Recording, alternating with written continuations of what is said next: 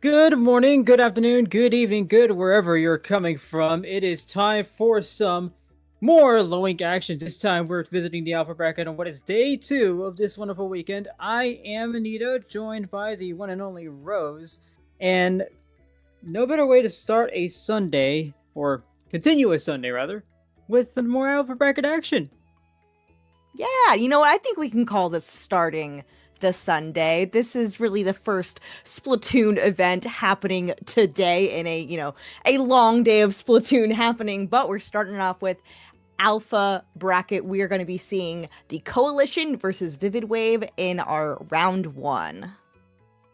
The Koalition yesterday went 5-1, and Vivid Wave went 4-2. Both of these good enough to make it to the Alpha Bracket. Lots of stuff we could be talking about from this Swiss round altogether. It was a lower turnout this month, so what you're going to be seeing in the bracket stage is going to be a double elimination format. But what matters the most is what's going to happen right now. Best of 3 for both of these teams, and we're going to be starting off, like I said, Splat Zones on Hagglefish Market, one of the best maps if you like flat. Yes, indeed. And both these teams doing fairly well. We saw a lot of 4-2 results from teams yesterday being spread across both alpha and beta brackets. Vivid Wave being one of those teams that won 4 out of 6 of their sets. The Koalition winning 5, and I believe only dropping a set to the team that won all 6 of their sets. So I think we're gonna have a really, really fun game between these two. Vivid Wave, we were talking earlier, we are thinking the reference to Sound Voltex, a rhythm game. So be interested to see if these players have the rhythm to stay in sync with one another. Well, much like the Phineas and Ferb episode, I ain't got rhythm, but that's okay because we're about to watch Splatoon anyway, and Splatoon kind of needs rhythm, kind of doesn't. But we'll find out pretty soon here as we get started with game 1. Vivid Wave in the magenta and Koalition in the green. That is a lot of buckets, and that's not how I expected to start this Sunday. Right? Yeah, normally you expect to see, maybe chargers of some sort, but a lot of buckets here. I do believe Vivid Wave often plays at least one bucket on them, so that'll be interesting to see. We're already starting off with a couple players going down, and in a weird neutral state at this point. That Reef Slider is already online on that Dread, though. I didn't even notice how that Zimmy goes down, but what matters is that Zimmy did go down, and there's actually 3 people now down for the side of Vivid Wave. The Koalition starting off strong here, showing lots of trouble. Dynaman with the pick there. One thing I like about Explo is how aggressive it can be. Just from any position, you expect it to be an ink weapon with its range and its damage, but you can use that just basically anywhere you want, and you will almost certainly get that pick, especially if you're teaming up with your teammates, as well as we're seeing here. Oh my goodness, a trade up from both splashdowns, yet nobody goes down. Yeah, funny splashdown interaction. We use it together, we hold hands, we both live. But here comes that Reef Slider. Not able to get a pick, but is able to get a cap on that zone. Still counting down from 55. We have some penalty points we still have to get through. Vivid Wave is going to have to get their specials ready to go. They don't have any online just yet. They are going to have that Kraken now, but they're going to have to clear that space before they can actually get in. And that's what they're really struggling with here. They seem like they cannot leave their plat. Right, and even with these specials coming out, I mean, it looks so secure for the Koalition, just judging by how they were able to position, where they were able to position that bubble, where they were able to use this splashdown. They stopped at least one person from coming in. Astrid's going to try to make something happen with this splashdown. She does very well with that weapon, but not much. She's not able to find much here. In fact, she goes down from one of these Nautilus, actually not even Nautilus, it's a missing committee splatling. But hey, maybe we're able to find something here. But it's going to only be 10-10. They're the only ones up. Can they actually paint the zone, though? That's going to be really crazy here if they can do that. And they actually managed to get it through. No, they did not. Sorry, that's the Koalition. Yeah, man, that went... I'm surprised that not lived for as long as they did. They were not able to cap that zone. But they did, I think, buy some time and some space for the rest of the team to get in, because now we have everybody here ready, but they do need to cap that zone. They are going to start losing a player now, but there's 2 down. They could go in. They're able to cap that zone. They have quite a lot of points to tick down, but they're already through penalty points. So as long as they can do what had happened to them, get a nice splashdown in, then, we go for a lockout. That's how you play this. Oh, there's 3 players down already, for courtesy of Tenten here with the Nautilus. Donut was going to be the 4th, but they stayed just out of range to prevent that from happening.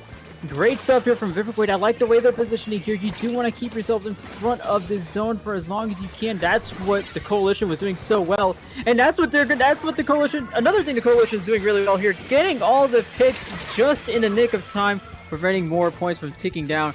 Be happy here with the brush. The brush is a very sneaky weapon, especially on maps like this where a flank can go awry very quickly just because of all the open routes you have here, but it's nothing going awry for the Koalition just yet. Yeah, there were 3 penalty points for the Koalition. It looks like they still have control of that zone. Shell trying to get some picks in, trying to get the space. They're able to do so. The rest of their team gets that cap in. They've got that Zuka, but they're starting to go down, and I'm a little concerned that they're not going to be able to hold this out, but they do have 1 minute. They can easily take this back so long as they manage to stay alive and keep paint on that zone. One thing I want to see here from V Happy is try to get themselves in the opponent's range, and you have lots of weapons that can help you out. If you're a Vivid Wave, you have the Blah Blah, but you have the Sloshing Machine, you have the Knot. The Knot's been doing so well in this match, you want to see more of it come out. But, unfortunately, maybe there's no space for that to happen. Vivid Wave starting to trade a few more picks. The Koalition not being able to hold on to the zone. They do actually get some penalty points tacked on to their total, but Vivid Wave continues to hold on. Be Happy trying to find a way back in, but gets shut down very quickly here, courtesy of the Koalition. Some more splashdowns. I can't even count how many splashdowns have come down from their side. It's probably not on both of my hands anyway. Yeah, it's getting a little dire for Vivid Wave now with about 30 seconds left to go. I was going to say earlier, Vivid Wave needs to make sure they keep an eye on where that Dread is with that Reef Slider, and that Reef Slider is ready now. They might not even have to use it at this point. That is ready to count down, almost through penalty points. We have less than 10 seconds left to go for Koalition to hold on to this. They're going in the splashdown, only able to save it for a second in neutral, but that is going to go back to the Koalition taking that first game. Now, of course, all credits to the Koalition for getting their first game win here. And by all accounts, it was a great win on their side, keeping Vivid Wave at bay for a majority of that matchup, it has to be said. But Vivid Wave has something else going for them in that there were multiple times throughout that match where I could have pointed at and said, this is where, if things went a little differently, you could have won. And believe it or not, that's a silver lining for this team. You want to be able to point at parts of the match to where you can say, okay, if we just do this thing differently that I know we can do differently, then this next match could just turn in our favor. And that's got to be one thing you're looking for if you're Vivid Wave. Absolutely. When you see things happening and you can point to them and go, okay, things were happening here, they just didn't quite coalesce how they wanted to. That means there's still a real possibility that it might work for the next game, especially if they pick something that works really well for them as a counter pick, and they know, okay, we're really confident on this one. It's going to work for our weapons really, really well. I'll be interested to see if we see as many splashdowns going forward. I do believe the Explo player we saw does play a lot of Explo, and perhaps we'll continue to see that custom Explasher with that splashdown. And Nautilus also very, very aggressive kit with that splashdown.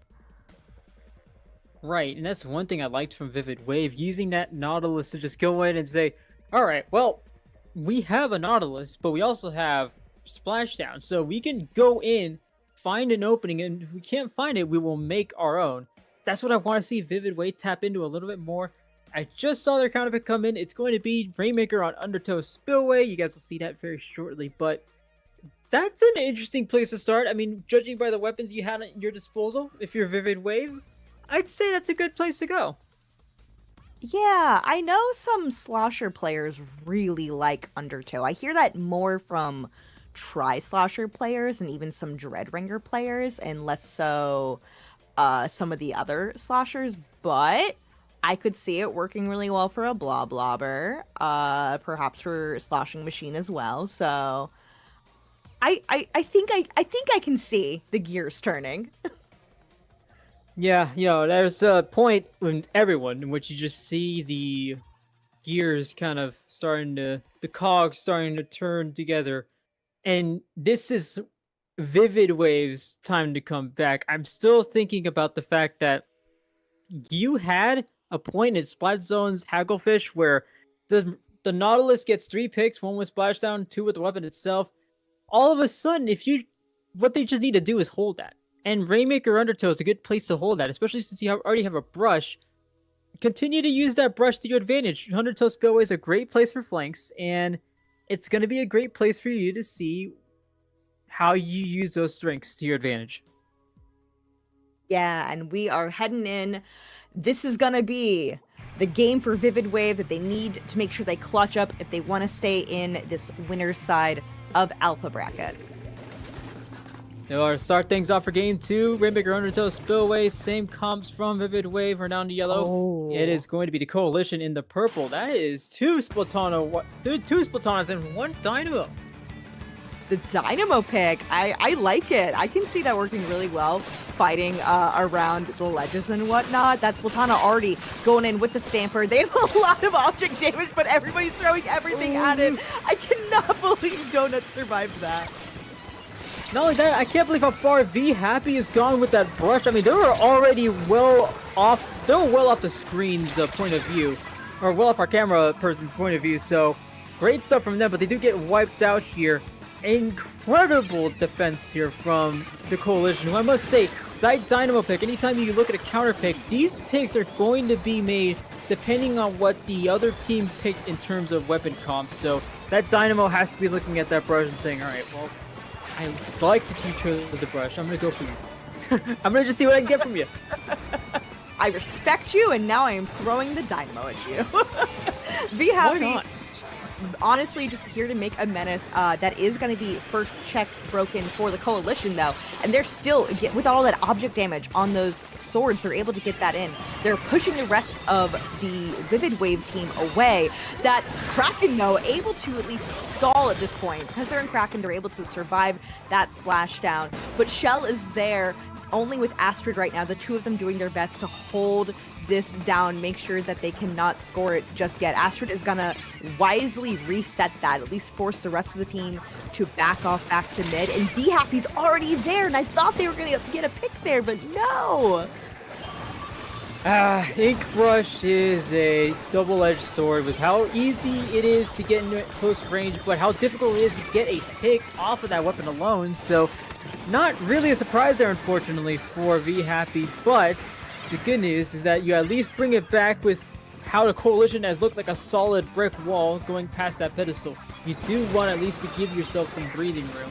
And some breathing room they have unless they go 3 players down like that.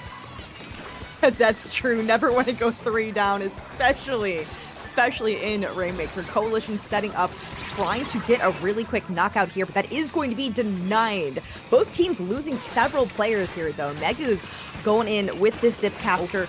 What a pick there. Going for his second? No, nope. But still, able to buy a lot of time. But this Rainmaker has not moved. That's the interesting part here. I mean, you have all the ingredients from the Koalition, but Vivid Wave, for good, for better, for worse, is able to keep things going until this happens. 3 players down yet again. Be Happy at least able to stop the push at 15 remaining. A dangerous spot. Almost what I like to call no man's land. It's also a term you're going to hear a lot in these Rainmaker matches. So what we're going to have to see here is another play from Vivid Wave. We're going to have to just keep it out of harm's way. Dynamane here at least ready to receive that Rainmaker, but Vivid Wave getting a lot of distance, a lot of coverage. If they got the pedestal, that would have been amazing, but they just stopped short. Yeah, that they got as far as they did really, really impresses me. I don't think it was wrong of the Koalition to not panic in that moment and to pick off some of the other members of Vivid Wave coming in, because they knew, okay, if we get the other ones, they still have to get through. Vivid Wave still has to get through the check. We have a little bit of leeway here on time, so that 10-10 ran it as far as they did. I'm so impressed, but that was never going to be in danger. However, things still cooking up for Koalition, and you saw that.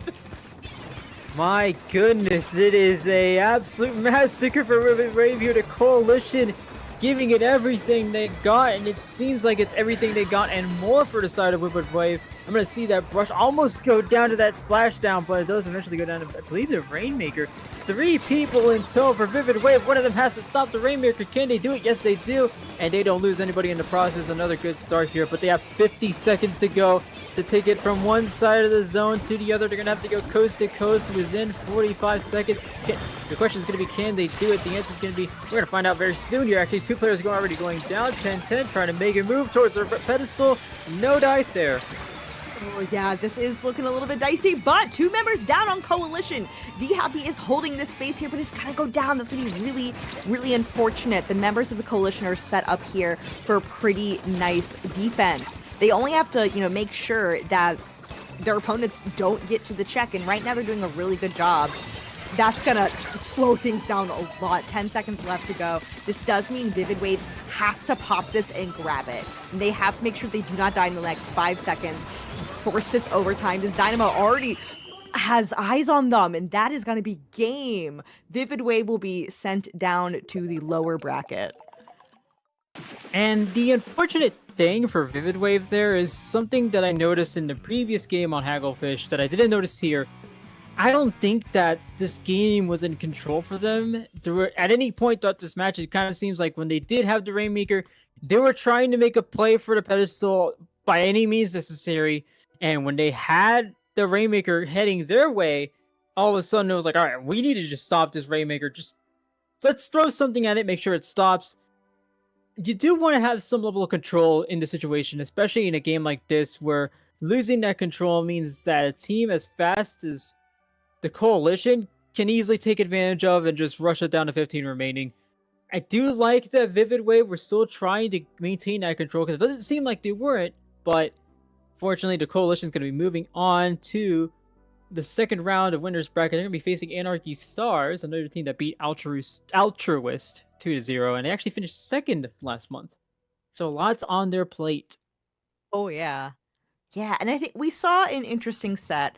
I've always really enjoyed watching Vivid Wave because they do play such a unique set of weapons together that can make it difficult to make certain plays happen. I think a lot of times it's just making sure you're playing together and not getting outplayed.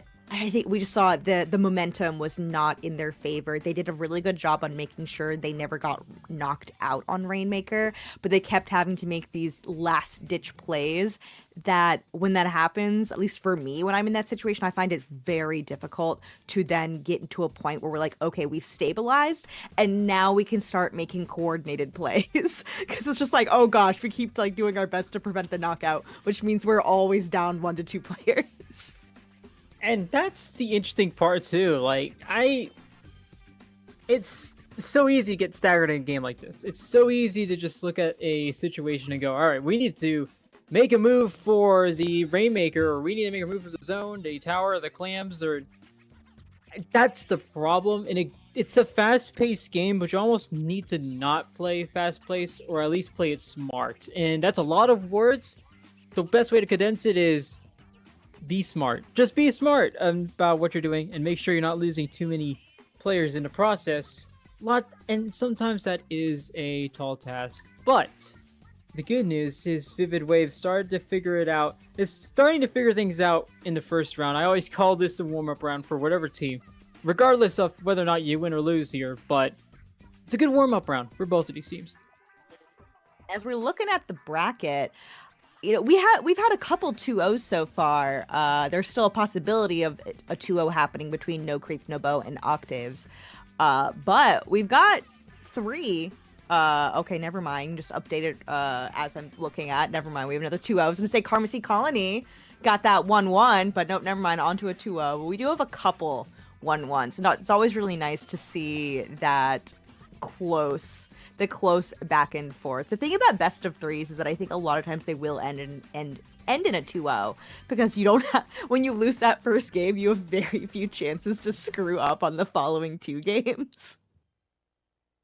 Right, and that's the fun part about being in that 3-0 situation. Actually, I like that whenever you're in a 2-0 situation in the alpha bracket, you get that round 1 finish. And what most of these teams are going to think is, all right, look, that was a good 2-0. It was a good 2 start. And you got to remember that it is kind of a warm up there, but it is a good sign of things to come if you get that 2-0 start at the beginning, because now you have quarterfinals to go through. You're still confident. You can bring in that confidence into quarterfinals. You still have another loss you can look forward to, but otherwise, it's just going to be smooth sailing from here. True, and when you are on the other side of that, you lost going into the 0-2. You go into losers bracket round 1. It's not a great place to be, but you just go, okay, GG, go next. Let's just stay warm. Let's figure out what went wrong in that game and prepare for the next round. That round's over. Don't have to think about it anymore.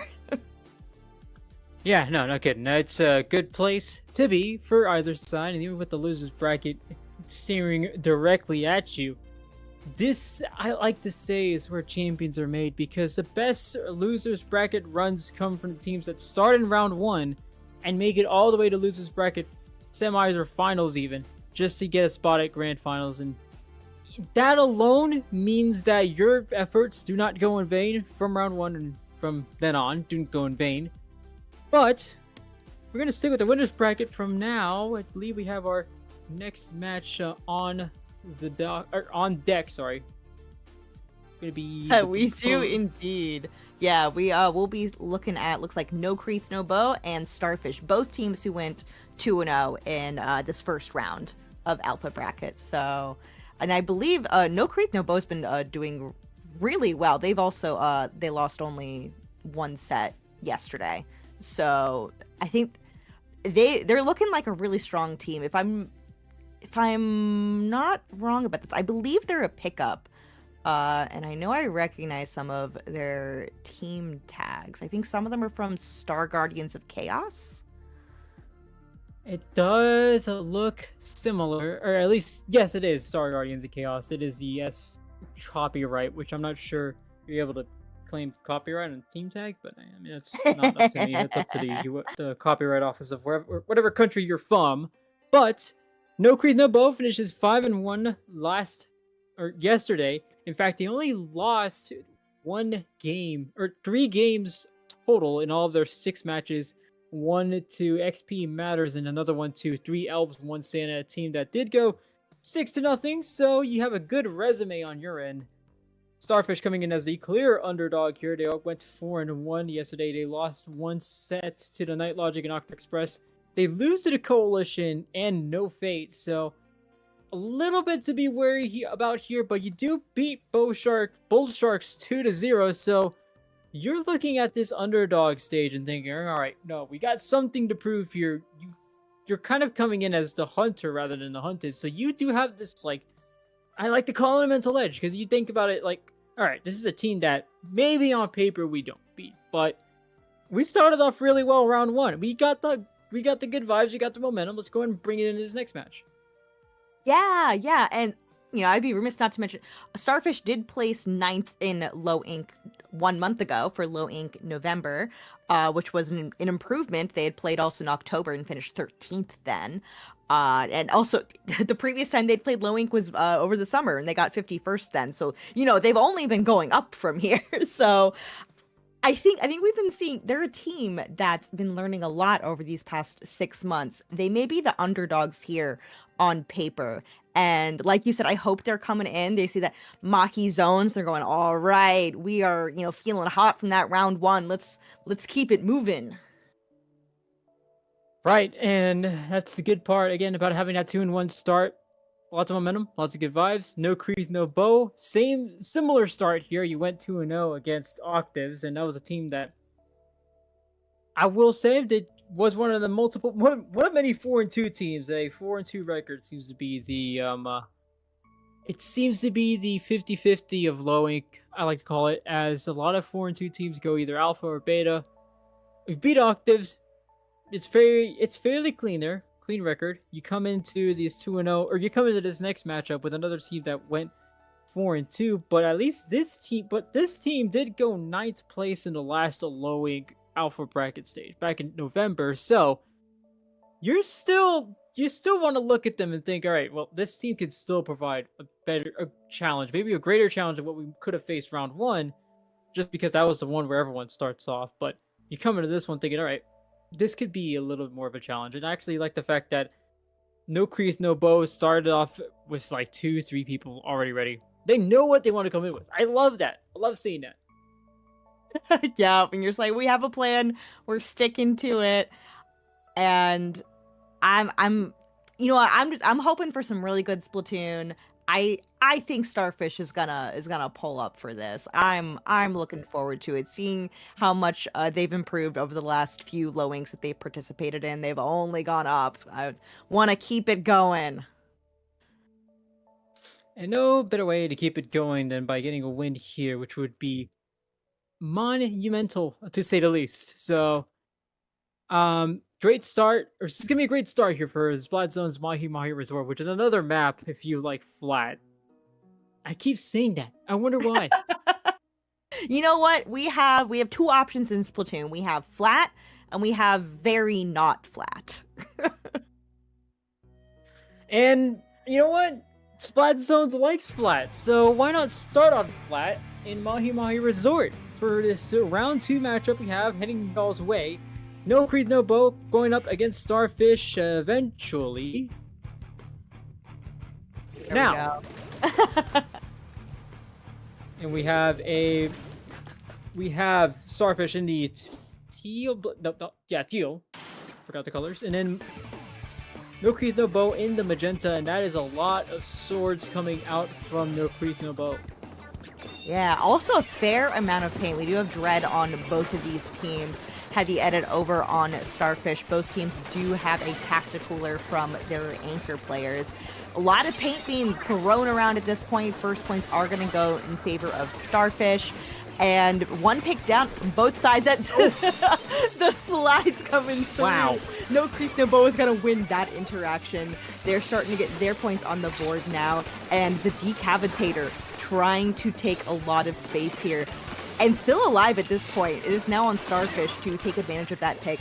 Start moving in. They're making sure not to do so too haphazardly, which I do love to see. Make sure we're going in with that zip caster. We've got the Dread Reef Slider coming in, making sure to cap that zone. And also living through that Reef Slide. Very, very good to do. They're able to cap that zone. Get the hammer pick. Okay, no Creith No Bow. And they've got a really good handle on the situation, at least for now. And a handle they do have, especially when Starfish starts out controlling the zone for a second there. It was actually a good combination of specials and the timing that they used with the Zipcaster coming out first, try to get some attention away from the zone. Then you have the Re-Slider come in, paint the zone, go ahead and take it back for you. And that funny enough paper comes in with the with the Re-Slider there. No dice yet. No dice, however, as many players from No Creith No Bow going down. Starfish still holding on to the zone.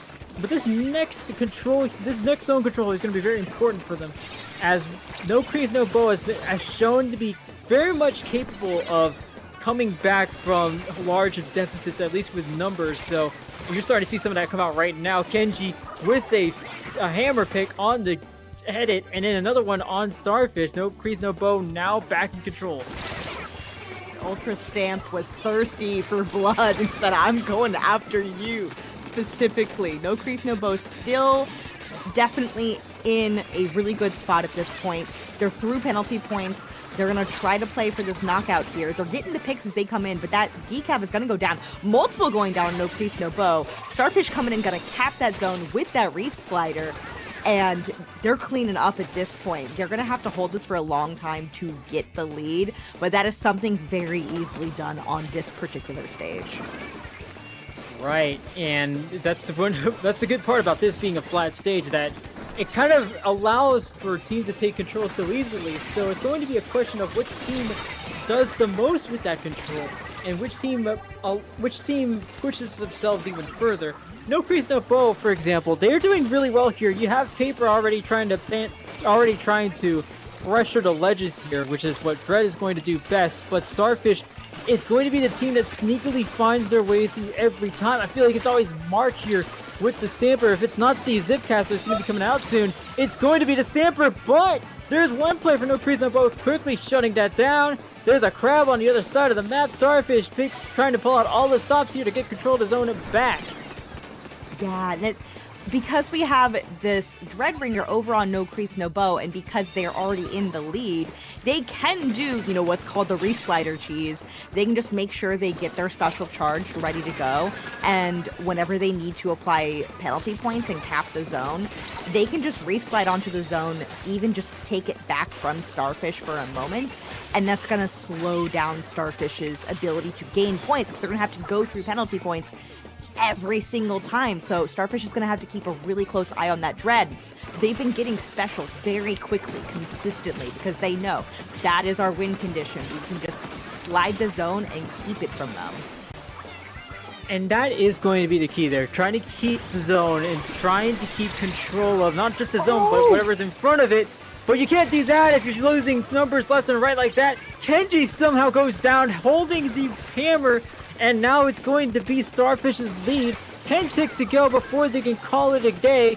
But now Paper and Kenji coming in through the left side here. Isn't enough? Not quick enough. Starfish takes game 1. They do. See, Mahi Zones is never over until it's over. I thought No Creith No Bow was going to end up having that with that slide. But it was not positioned on the center of the zone. So it only neutralized as opposed to getting an actual capture of the zone, and that is rough if you're No Creith No Bow. Starfish was able to take advantage of that very well.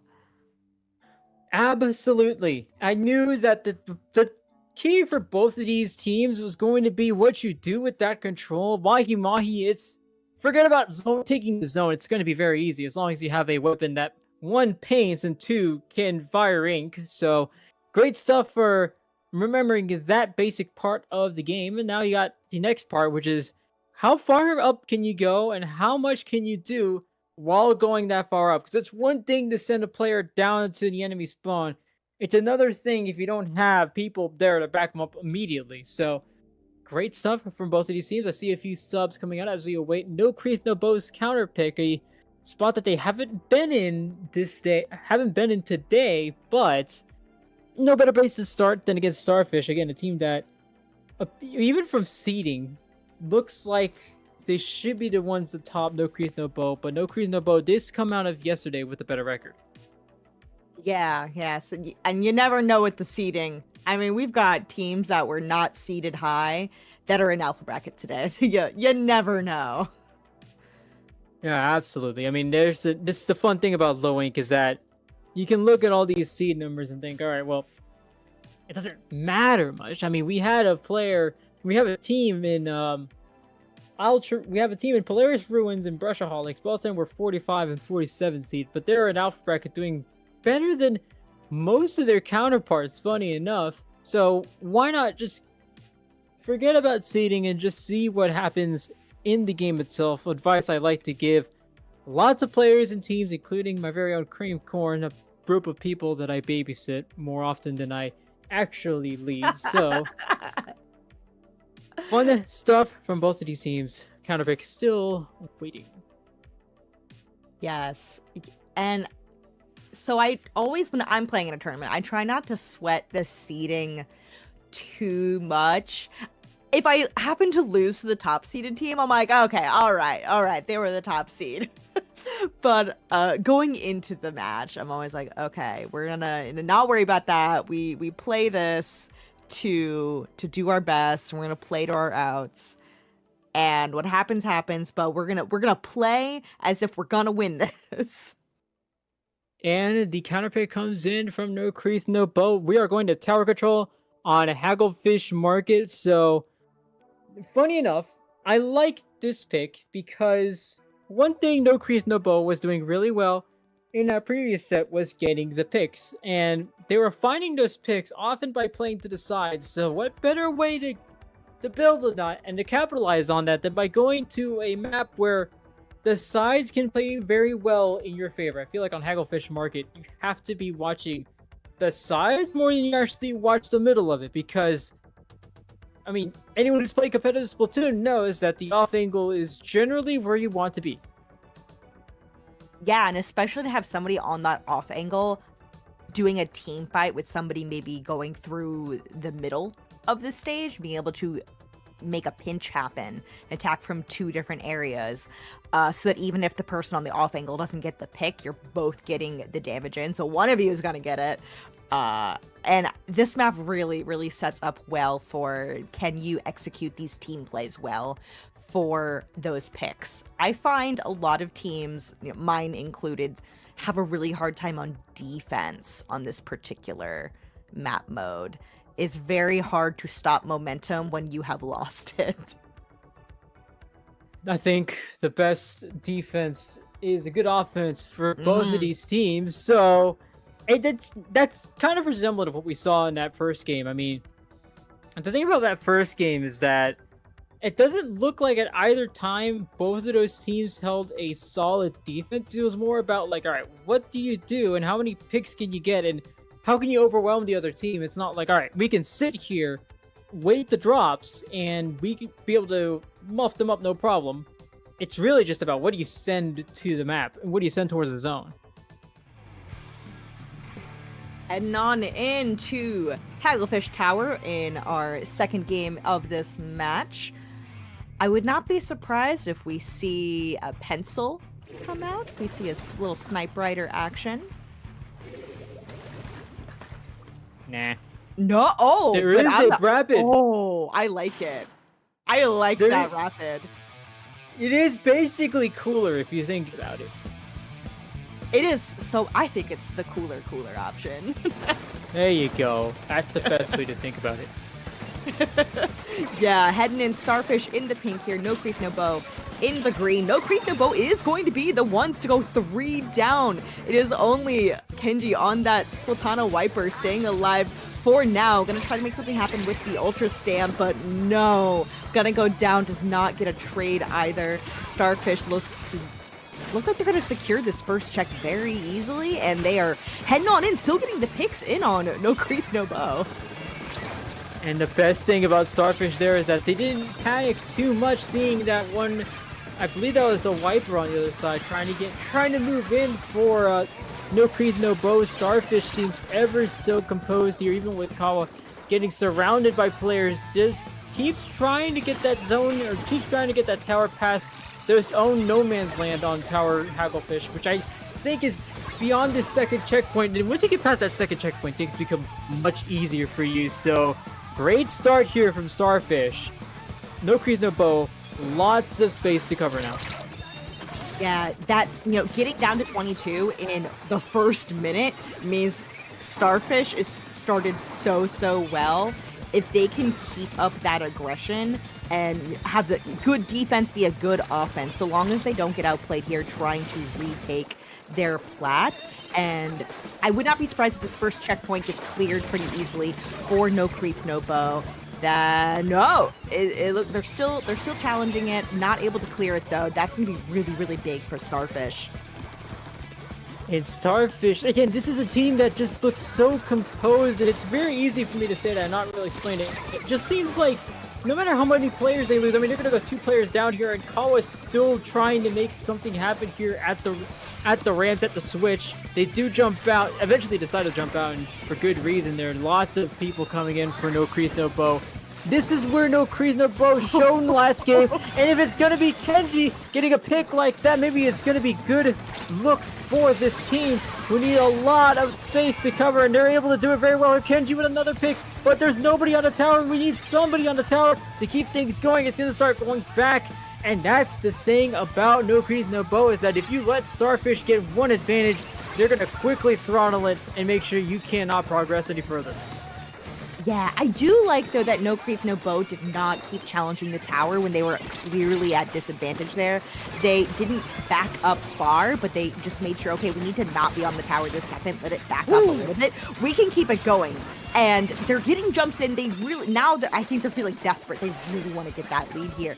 But Starfish had such good control of it at that second to be like, okay, don't panic, y'all. We do have to move in now, but don't panic. Right, you don't want to panic because both of these teams, and especially you, No Creith No Bow, you know you can play very fast here, and you know you can get these picks a little bit of lag there from the side of Zor actually survives. Actually, they don't survive that, but look at how well Starfish is doing here. It's just Kawa. Kawa's always been the one that's just waiting there and getting the jumps. I love that for Kawa. They don't understand the assignment very well here, and it's great to see another anchor player do so well and look so calm in their own positions. So 2 players going down on either side here. No Creith No Bow still trying to find a way through. This Crab could be trying to do a lot of heavy lifting there, but Paper almost gets a pick with that bomb. Nothing there yet for either side. Ayun able to see, we were talking about, fighting on the sides there. That's what we just saw happen. 2 people going in on a team fight, being able to pinch somebody. No Creith No Bow has 1 minute to get the lead here, and they are moving that tower. They don't have many more points that they need to clear to get it going. They're going through the switch. A lot of people set up on this tower. Ink is being thrown on that tower. 2 are down, 3 are down on No Creith No Bow. They were able to get the lead, though. They're still getting that tower going bit by bit, down to 19 points remaining. And with 30 seconds left to go, that is a good place to be in. Now the pressure's on Starfish. They need to go full throttle, clear a ton of space, make something happen here at the end. And something needs to happen very quickly here, especially if you're allowing Kenji to go that deep with the hammer. Zor is on the tower. Does anyone notice Zor? Yes, they do. Good enough. They notice it just in time. 1 player has to jump out for the side of No Creith No Bow. Starfish still holding control of the tower. They have nothing but clear space ahead of them. No checkpoints to worry about as the game will be going into overtime. Wow, okay. That Zipcaster somehow survives, but the tower does not. There's the decav. You know exactly what happened there. No Creith No Bow will be taking game 2. This will be going to a game 3. That was so close. Those picks were so key for Starfish at the end, but you got to make sure, if you got somebody on the tower. Zor just zipped right straight through there, hopped their butt on the tower, and took that. And I like, Rose, that you mentioned at some point that these teams, or at least that No Creith No Bow is being very patient with the tower. There is a visible change in playstyle when you mention that, because afterwards it seems like they're always playing patiently, even when Starfish pushes up very far into their own territory. No Creith No Bow has everything they need to start that push, get themselves on the opposite side of the tower, and then start pushing it further. So No Creith No Bow, there's like a little switch that flips somewhere in that game. And the result is that they were able to come back and get the lead from what was already a very good lead from Starfish.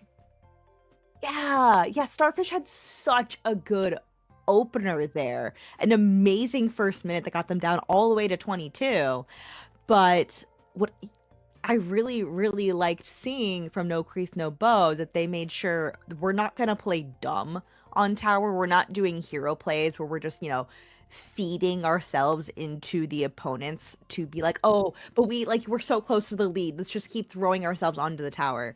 That is important, but you need to make sure you're playing it smart. And sometimes that does mean, okay, we need to slow down a tad for a moment. Let's just make sure the tower doesn't back up too far. We can keep sort of tapping it for a moment to slow it falling backwards. And now we've got all 4 of us up. Now let's move in. The tower hasn't retreated too far just yet. It is still on the opponent's side, and we can just go in again. And then they got the picks, and then they kept it going. And so the counter pick came in. Rainmaker, Undertow, Spillway will be the map and mode lead the contest for game 3. The winner of this match will now be facing Anarchy Stars, a team that is on a tear and looking to come back from a second place finish back in November, where they lost where they lost to. We'll come up with a name later, which still waiting on a name. I think me and Popgun were working on that last month, so maybe Popgun will have some words later on. But Anarchy Stars trying to get that first place win after last month had them coming so close, but no cigar for them. Rainmaker Undertow spillway for game 3, and the winner will be facing Anarchy Stars, but you do have to get past this match, so... And a reminder that this is Starfish's counter pick, so they have to be coming up with something here. There has to be something they keep in mind. And hopefully it's the fact that you notice a switch in the play style like I did with No Creith No Bow. Yeah, they're going to want to play something a little bit differently. And I'm looking at the weapons that Starfish plays. You know, I mentioned when we had this counter pick last round, it tends to be a map that a lot of buckets enjoy. We don't have a whole lot of buckets over on Starfish, but I think we do have some weapons that are really good at attacking these ledges. So I'm hoping that this pays off, that it always feels good when you're like, we picked a counter pick and it paid off for us. So we'll just have to see what happens. Starfish in the purple and No Creith No Bow in the purple and Starfish in the yellow. No major switches here. Both of these bringing out a Dread. Both of them bringing out some form of sword. It's going to be their decap and the wiper for No Creith No Bow. So no surprises. Again, no surprises there. But both of these teams now looking for a way in. Oddly enough, a bit of a switch from what we've been seeing earlier. One player goes down to the side there. I believe that's a courtesy of Mark. Both of these players at least losing one aside, and it's going to be Starfish that gets the first dibs on the Rainmaker. Yeah, Alex already coming in here, but the hammer behind the throw hits them. That is not going to be a dunk for Starfish. What was that, Kenji? What is wrong? I'm even sure that was Kenji. No, it wasn't, or maybe it was, but either way, a hammer comes in. I'm suspecting Kenji just because of what they've been able to do with that sword now with these decap. Gets at least one pick off of Starfish, and it looked like for a second there that Starfish was going to be able to get something going and at least try to get that within points range, but now it's going to be No Creith No Bow. See what they can do with this Rainmaker, unless the restarter comes really close to stopping it. It did not. Paper is going to continue to move on with this unless there's a flank there from the back. Is it enough? No, it's not enough to stop, but somebody else does, and that prevents them from the lead. Yeah, Starfish has gotten control of this back again. Mark has very little paint to work around in terms of mobility, but is doing a good job at least of holding down the area, getting also a little bit of paint down for the rest of the team. Bought some time for everybody to come in. That is both Dreadringers down for both teams here. The big main painters for both teams. But the aggression has not stopped. Now you're forced to jump out because two other teammates on No Creith No Bow have gone down. Is this the chance for Starfish to finally get this dunk here? It's getting contested. And no, it is still robbed from them. And that's funny because this push came from, like you said, not much paint to work with. I mean, they cleared the pedestal, thankfully, and they're actually stopped at 60 remaining, but they're going to continue regardless of that. It's so interesting how much they've been able to do with little paint to work with. Okawa's going to be standing there just a little bit, and that's going to be a little worrying on the side of Starfish, but there's another one. The duelie's coming in, gets 4 more points, 14 remaining now. Nobody around to continue that, but that is a huge push. We have seen No Creith No Bow come back from this, though, so lots to look forward to as we enter the latter half of the match. Yeah, I would not count out No Creith No Bow. They do have about half of the game to get through the checkpoint and also get down past 14 remaining. It's not looking super great, but they did get 2 picks on Starfish. This Dread is holding down this right check. Not commonly the check that people go for. You can also see No Creith No Bow going for the traditional route of this left side, and the rest of Starfish trying to set up to keep them from getting it. But I do believe that it's going to be a dunk. It's a dunk, but we wanted to hold on to it just a little bit more for sentimental reasons. But 2 players going down for the side of Starfish. No Creith No Bow. Remember, this is the team that beat them on Hagglefish just by barely getting enough points to get past the lead, but they don't do it here. There's a lot of players still around, though. Kenji working on this. Dooley's on the side there. One player already going down. That's the Dread that has to go down. And oh my goodness, Starfish. Take a sigh of relief here. A huge one, because that you had to be feeling deja vu there with how well that push from No Creith No Bow was coming out. You just have to go, not again, not again, not again, not again. They did manage to stop it this time, but that was close. But you know what? No Creith No Bow does have that checkpoint cleared, so they can do that again. They're going to have to get more turf into their color right now. But with 2 members in on Starfish, this is a great time for them. They have a lot of space to work with. They're going to easily pop that Rainmaker shield. They're already pushed up a bit far. Zor coming in on the decab, taking some more space for the rest of the team. He's going to go on to this little great area, but the Rainmaker carry is going to get taken off here. This is going to be still a staggered push, but No Creith No Bow could come back.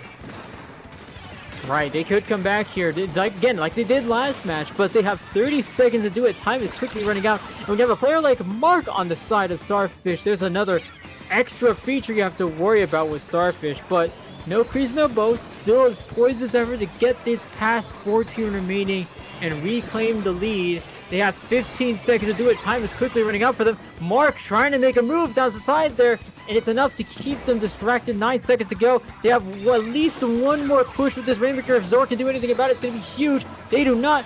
Dying here, forced to take the Greats, but everyone surrounding them. The Rainmaker goes down before it actually goes down. But regardless, Starfish takes game 3. No Creith No Bow to the losers bracket, and Starfish to face Anarchy Stars in semifinals. Yeah. Oh my, Starfish. Oh, must be breathing a sigh of relief because they nearly lost it there. Despite some of the wonkiness in terms of latency and lag, I still think we saw both teams make a lot of things happen. That ending bit, Starfish able to go attack Dalyun from opposite sides of that horseshoe grate. I think Dalyun would have needed a miracle to survive that. That's the dangerous thing about the grades there. It is a high risk, high reward situation. If you don't make that push, and if you don't get something out of that, then you're just as good as gone. Unfortunately, it's very dangerous. It's very dangerous, and unfortunately, again, they will be No Creith No Bow will be making their way down to the losers bracket. They'll be actually facing Vivid Wave, a team that we already casted earlier. But Starfish, they're moving on to face Anarchy Stars, the team to beat as far as these matches go. But good news that we have another match anyway fairly soon here, because I believe it is ready to both their teams at least played earlier, and they have won. We see this set coming our way soonish. Yeah, it's been interesting looking at how the bracket's been going. We had 2 of this the winners bracket round 2 of those matches going 2-1, the one we just saw, and then also Anarchy Stars taking their match against the Koalition in a 2-1. The other side ending in a 2-0 for both sides of between 3 Elves, 1 Santa, Brushaholics, and Karma Colony in the Polaris Ruins. Oh my goodness. Heading into semis, we're going to be seeing 3 Elves, 1 Santa, and Polaris Ruins, by the way. Yeah, 3 Elves, 1 Santa, another team to beat. They were the only team to go 6-0. So lots to look forward to from that side. Polaris Ruins is another team that got 4-2. You're gonna hear 4-2 a lot today, so just go ahead and get used to it. But Polaris Ruins is another team that we saw go 4-2. They lost to No Creith No Bow, which is now out of your way. Maybe for the rest of the tournament, we'll have to see how they do in losers. They lost to No Fate as well, which is still another contender that also went down to the losers bracket. So hey, now it's smooth. It could be smooth sailing from here from now on. Could be. And with 3 Elves, 1 Santa, I just want to know who is the Santa on the team, and who are the 3 Elves? Well, that's the thing. There's 5 people on that roster total, at least from what I'm seeing here. So there's now an extra one we have to account for. I believe it's already been accounted for. If I had to assume, it'd be the one with the captain role, which it's the best assumption I can make. You're now Santas are captains. I'm gonna take that energy into next Saturday's charity tournament, Raise for Rice's when I am a captain. I'll be like, I am Santa. You three are elves. And that's another tournament we got to be talking about too, because of like it's a wonderful cause, and it's actually one thing you're going to be seeing a lot of us in, because I'm playing in it, and it's going to be a lot of the TOs that you're used to seeing in all sorts of tournaments. So lots to expect from that tournament, and lots to look out for, because they will be donating to Raíces, Texas. Is going to be a service that provides accessible legal services to immigrants and asylum seekers in Texas, and a worthy cause, worthy of a great group of players you're going to be seeing, anywhere from commentators to TOs to staff you're all used to seeing throughout the competitive Splatoon universe. Absolutely. We do have, an answer to, most dying question. Who is the Santa on 3 Elves 1 Santa? And we do, we have an answer. Turns out it is Larry. Larry, because he's old. Larry's the oldest. That's the exact words from one of the players, by the way. It's Larry because he's old. And if you look at Larry on Sendo.Inc., their profile picture is someone who appears to be old. So he is right. Or sorry, they're right. He is old. Yeah, is that Larry from Pokemon? It looks like an even older Larry. No, there's not this. I don't know. It does look like a Pokemon art style. It does look like someone that'd be named Larry, though. That's so true. That's big Larry energy. Fair enough. Yeah, no, that's. I didn't think about it like that, but that is big Larry energy. So I will go ahead and call you. I was gonna say call you Larry, but you're also Larry on the actual game. So fair enough. But you know what? We have at least game 1 heading your all's way soon. It's Splat Zones on Amami Ruins. We are now at best of 5, heading into winners bracket semifinals. Both of these teams a lot to play for. 3 Elves 1 Santa trying to keep their perfect set record, and Polaris Ruins going to be making a name for themselves here on game 1. Heading in. God. Oldie Larry on that brush. We do have an E-leader over in Ellie's hands. So that's all interesting to see.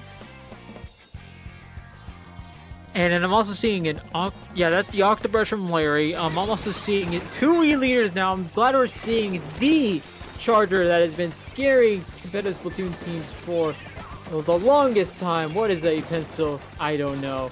We're not seeing it here, and that's all that matters. We have an E-leader. Oh, wow. Quick pick there already from Pico. A great pick from the leader, and great start here from 3 Elves 1 Santa. Yeah, that is already, the brush is going to be going down here. Points are ticking down, already down to around 70 here. I would love to see if the E-leader can get set up. It's not going to happen like this now, but an E-leader on the opponent's dome is so scary. And it is really scary there. I mean, just seeing what that E-leader can do, and just seeing how much they're able to control. If you know what the pencil does on a map like this, then you know the E-leader is going to be just a little more dangerous at range. And really, once they're at that dome, all of your spawn is at range. So it's going to be interesting to see how you get back from that. But here's going to be another E-leader trying to make their way out of this. This is a dangerous spot there, especially with the Kraken looking your way. And the Octobrush is going to be forced to jump back. That is Larry, the Santa to be watching out for. But Cornball has this cooler ready. Lots for the team to look out for, as they have some more at their disposal. But here comes the Tri-Slosher from the top rope. And now, 3 Elves 1 Santa going to be forced to push back Polaris Ruins again. Oh my gosh. Just the control we've been seeing is undeniable. This has been 3 Elves 1 Santa's game. They are already pushing this knockout right now. The slider is going to come in able to neutralize for a moment, but this is a double zones map. It was not able to get both, and 3 Elves 1 Santa is going to hold on to control. They take that in a 100-0 push.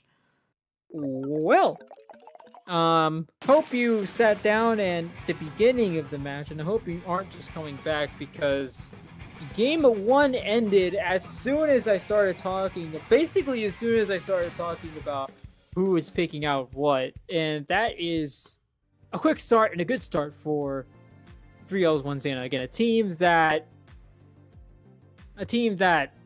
comes in as the team to beat 6-0, you want to keep that perfect record going. And what better way to show that how you got that perfect record than by going out there 100-0ing and just calling it a day.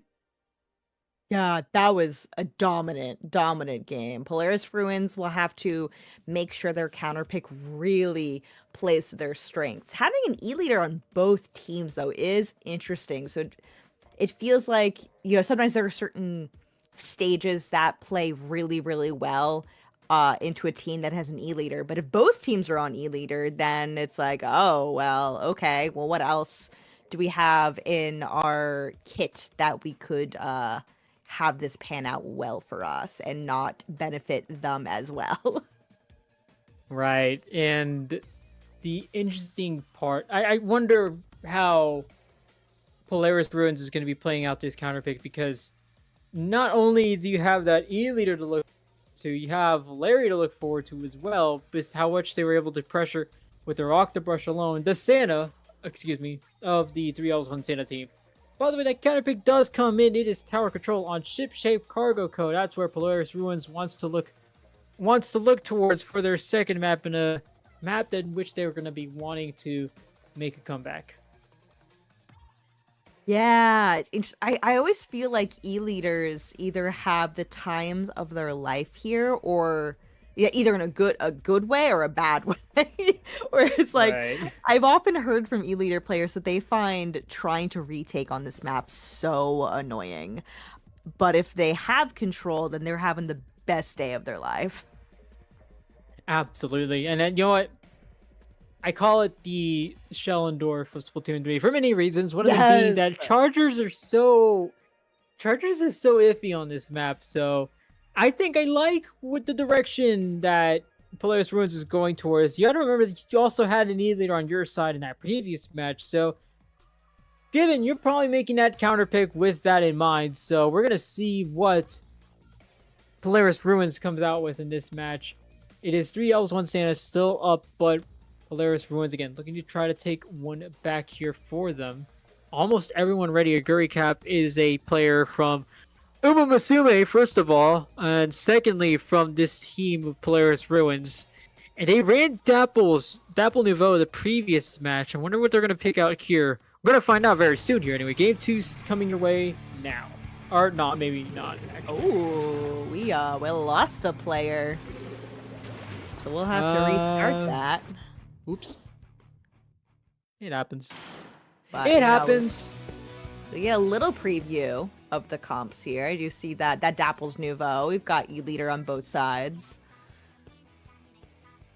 I think the interesting thing has to be that there is now a Forge Pro instead of a Frozen Pro, which means you're gonna see a lot of Booyah. I wish I saw the kit on that Forge. I want to see if you're going Booyah spam or not. But with tower control, you can always believe that there's going to be a decently high amount of Booyah bombs that come out from the team. But say there's a DC. Of course, it happened well before the game even started, so you better believe there's going to be a replay coming off for both sides, and both of these teams are going to be pretty soon here. Rose, I think it's interesting how much we're able to gather from a little preview like that. Yeah, just get a little sneak peek. So we now head back in, hopefully, for realsies this time. There we go. 4 strongest side. That's how competitive Splatoon is usually played, apart from a few tournaments where it's not usually played like that. Their NZAP comes back for this matchup, and like I said, the Forge Pro coming out for the side of 3 elves 1 Santa, now in the magenta, and Polaris Ruins in the green. Both teams moving on in. E-leader for 3 elves 1 Santa set up on this right side, peeking over onto the left wing. Oh, that Tri-Slasher is able to take out that Dapples. That is going to be a little bit of lack of aggression coming out from Polaris Ruins for a little bit. But the same could be said for 3 elves 1 Santa. They are down a few players. Polaris Ruins is going to take this opportunity to start setting up to move, but they're also bleeding some players right now, not able to actually set up on the tower at this point. They have not actually got any points yet. They have not parked themselves on there yet. In fact, they've lost most of their team. That E-leader forced to vacate the premises. That was a gutsy play from the Dapple trying to jump in there. especially against a team that we already saw achieve a 100 KO, and we saw what they've been able to do with just a little bit of control. It quickly snowballs for them. So with this ship shape in mind, it's going to be an easy map for them to snowball and get lots of leverage here, especially with Adley being able to cover a player on the side there. Poke going down as well, thanks to Hejo, I believe, on the try/Nouveau. Kiko now still holding control of the tower. Adley going to making another move. Two players down, a collateral with the Forge Pro, and another 100 KO in tow for them. Could it be it? One player going down. They got control of the tower. Now they got control of the tower back. 5, 4, 3, 2, 1. Yeah, know what? It's another 100 KO.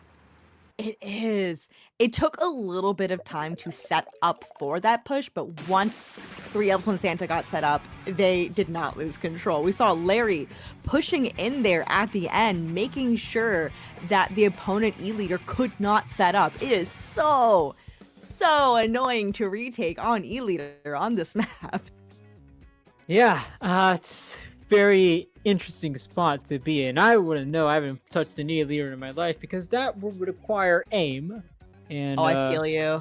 If you watch the if you watch the Raise for Races tournament, you'll know that I don't have that. Anyway, going on to game 3, it is again Polaris Ruins pick, but you just got 100 to KO, 100 to 0 twice, and I think some of it has to be some of what you did on that previous match has to be looked at, especially with how much you were trying to make something happen. I did see the Dapples. And I mean, when you have a Dapple Nouveau like that, of course you want to try to send them in and make some plays happen. But the only problem with that is that it seemed like any time Polaris Ruins tried to send someone to the side and get some picks going for him, somebody from 3 Elves 1 Santa, I'm particularly looking at Adley, was able to shut that down almost immediately as that opportunity came up. Yeah, and because I have played a fair amount of Dapples. I know I would hate to fight Larry on this. I loathe fighting Octobrushes when I'm on Dapples Nouveau because I'm like, dang it, I have to get in so close, and like usually I'm gonna get a trade on you. I'm probably not gonna be able to come out of this unscathed.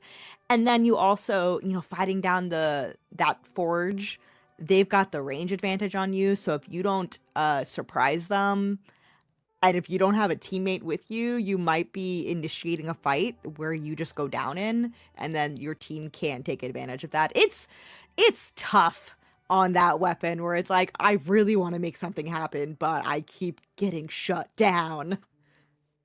Oh man, it's a lot to consider coming into this next match, and funny enough, the E-Leader on the side of Polaris Ruins is already readied up as we head towards Game 3. The counterpick being Clam Blitz on a Museum D'Alfonzino. So, another map that I think could work to your favor.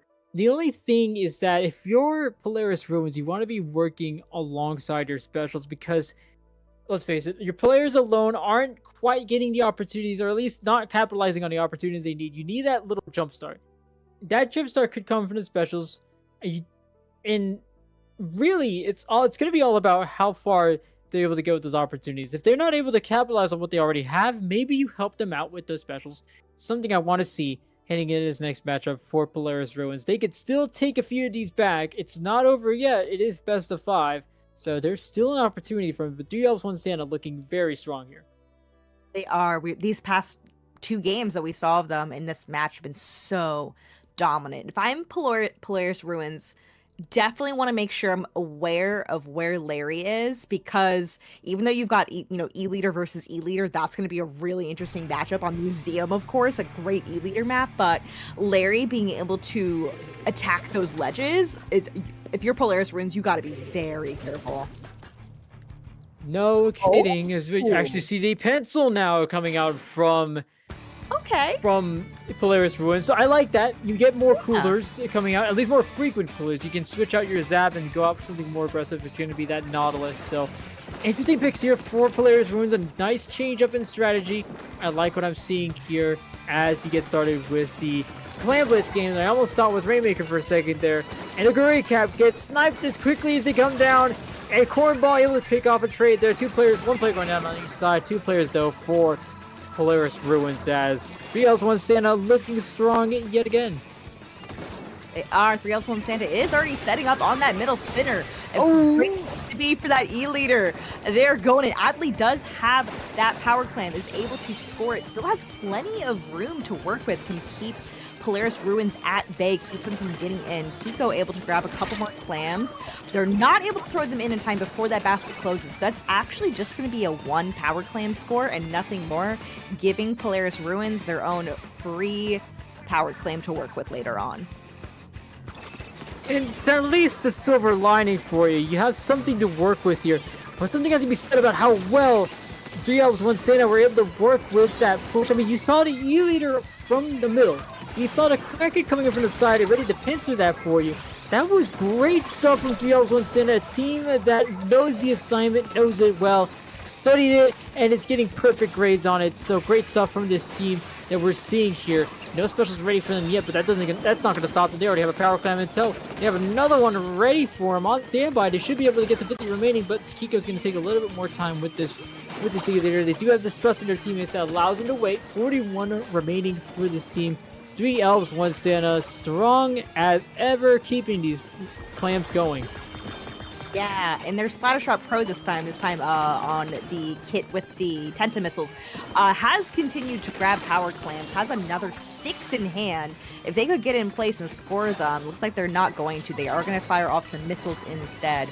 But that's still 14 clams total in hand for 3 Elves and Santa. Ooh. They're down at 23. They got some good picks there. They're threatening yet another push. I like to see it. They're like, look at all this free real estate we have. We can just keep this going, keep threatening, so that Polaris Ruin can never get comfortable. It is free real estate. And Adley just goes up there because Larry's already been up there for the longest time. I can't tell you how long they've been up there, probably as long as this match has been going on for. And now it's 13 remaining for the Elves 1 Santa. They're looking to put this away, and they're looking to put it away now. 2 minutes to go, almost just over 2 minutes to go in this matchup. Larry, I don't know how Larry just finds himself in these situations. It's like you look away, and the next minute they're right next to you, near the basket, and there's Adley or some other player from 3 Elves 1 Santa flying in with the power clam. But lots of ground to cover if you're Polaris Ruins. You're still at 100 remaining. You haven't touched this basket yet. And Aguri Cap just barely misses out on getting Larry. Find a way to pick off Larry there. But there's still a lot of players around the spinner. And there's a lot of places where Polaris Ruins can go for a pick here. Poke just barely misses the fight on Adley. Aguri Cap, there's your turn. You are able to get the pick. Nothing ready for Polaris Ruins in terms of specials yet, but lots to look forward to, and there's the first Pam basket open for Polaris Ruins. Throwing in a bunch of power clams all at once. They are down to 40 points remaining so quickly in a single push. They're going to have to leave it up there. They don't have any more room to actually score additional clams from there, but if they can do that again and keep it up, that is the life we want to see in Polaris Ruins. Right, that's the first time throughout this whole match I think I've seen 3 Elves 1 Santa on the back foot here. I mean, they were properly challenged throughout that entire push, so that's what we need to see more of, but you only have 44 seconds to do so, so you're not at least wealthy on terms of time, but you know you have what it takes at least to get that basket to the other side. The question is, can you get the picks, and can you get the specials? Can you get everything you need to get that to the other side? You're still having to wait to cross this middle part yet. So Aguri Cap goes down, but you at least trade out Larry. 2 players going down to the side of 3 Elves 1 Santa. Edge up, being forced to jump back with that tri-slash new bow. That cooler could be very valuable. Cornball's gonna be the one who has to make this move. They at least to get the power clam in. 3 players going down. 1 more might be going down. Aguri Cap surrounded by yellow, and that might be game over for Polaris Ruins. Yes, it is. They will be going to the loser bracket, but 3 Elves 1 Santa 3-0, moving on to the winners bracket finals. Oh my gosh, 3 Elves 1 Santa pulling in early for Christmas. They are putting in the reps. What an amazingly dominant match. But I gotta shout out that play from Polaris Ruins earlier in this past game. That was a great way to go all the way down to 40 points remaining so quickly, just not able to have enough people alive up to be able to throw in clams for that final push when they needed to. And great stuff here from, well, great stuff here from both teams, especially obviously 3L's one Santa. They're going to be the ones making their way to winners bracket finals, awaiting the winner of Starfish and Anarchy Stars, a team that is a game that is only at 1-0 right now. They just got to game 2, so lots to look forward to there. Again, Anarchy Stars, the team to beat so far, potentially going against the other team to beat, the team that has been perfect so far. 6-0 teams enjoying lots of success in day 2, but it looked like Polaris Ruins at some point was able to find some success there. And you can't help but think, what if we just saw a little bit more of that, maybe just earlier? But yeah, looking at this replay, it was only about 1:20 when they got this push going. If it happened just a few minutes earlier, we would have been looking at a different scenario. Yeah, really, really strong play that we got to see. You know, they throw in 1, 2, 3, but can't get any more in at that point. I think it was the correct call just to pull back there, try to get something happening, but just not able to have it all work out in the end. That said, we are going to go on a quick break here before we head into the next set. Stay merry. We will be back shortly.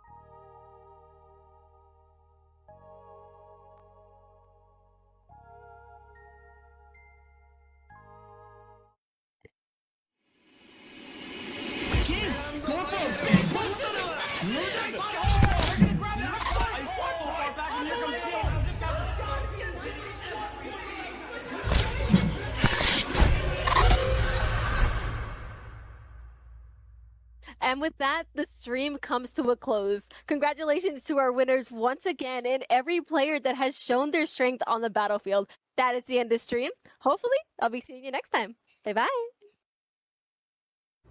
Yeah, that was so fun. Okay, I'll see you guys next time then. Bye.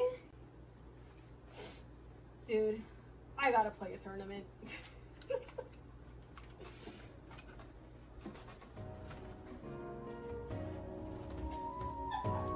At Raise for Raices, we're taking your usual tournament and flipping the script. This time, your favorite TOs, casters, and community contributors are picking up the controller and competing in a draft tournament for charity. These are the people who help run our scene, but can they actually play the game? Of the over 140 participants from over 30 organizations, only 4 can come out on top. We're raising money for Raices Texas, a nonprofit that provides accessible legal services to immigrants and asylum seekers. By donating to their cause, you're giving direct aid to those who need it most. So here's how the draft works. Each team starts off with a captain, and let's say that's me, for example. Every player is assigned a skill level between 1 and 4, including the captains. So for my team, I'd like you, definitely need you, and let's go with you for my 4th. By the end of the draft, each team will be comprised of 1 player from each skill level. Want to know who teams up with who?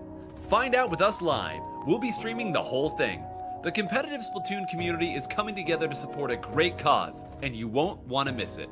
To keep up with the action, follow us on our socials, and join our Discord for more information on how you can donate to Raices.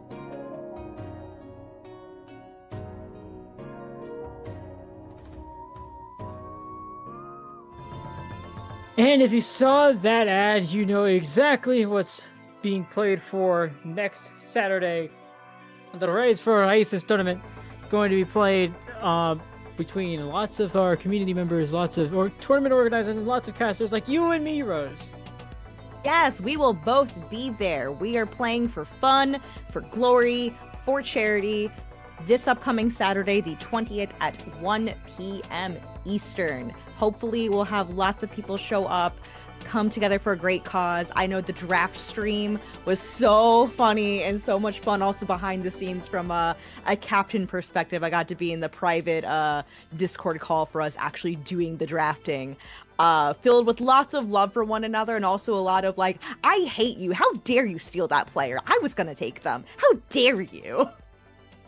Understandable if you're picking me, so that's fine. Anyway, you guys dragged me out of retirement, and I'm going to be playing in that tournament, a tournament benefiting a nonprofit, helping out immigrants and asylum seekers with legal support. So lots to be played for and lots to be helping out with. And to give you a taste of what might be there, we're going to go to Low Ink's winner bracket finals. This time it's going to be between 3 elves, 1 Santa, a team we just saw earlier, and a team in Anarchy Stars, a team that we have yet to see, but we know exactly what they're capable of.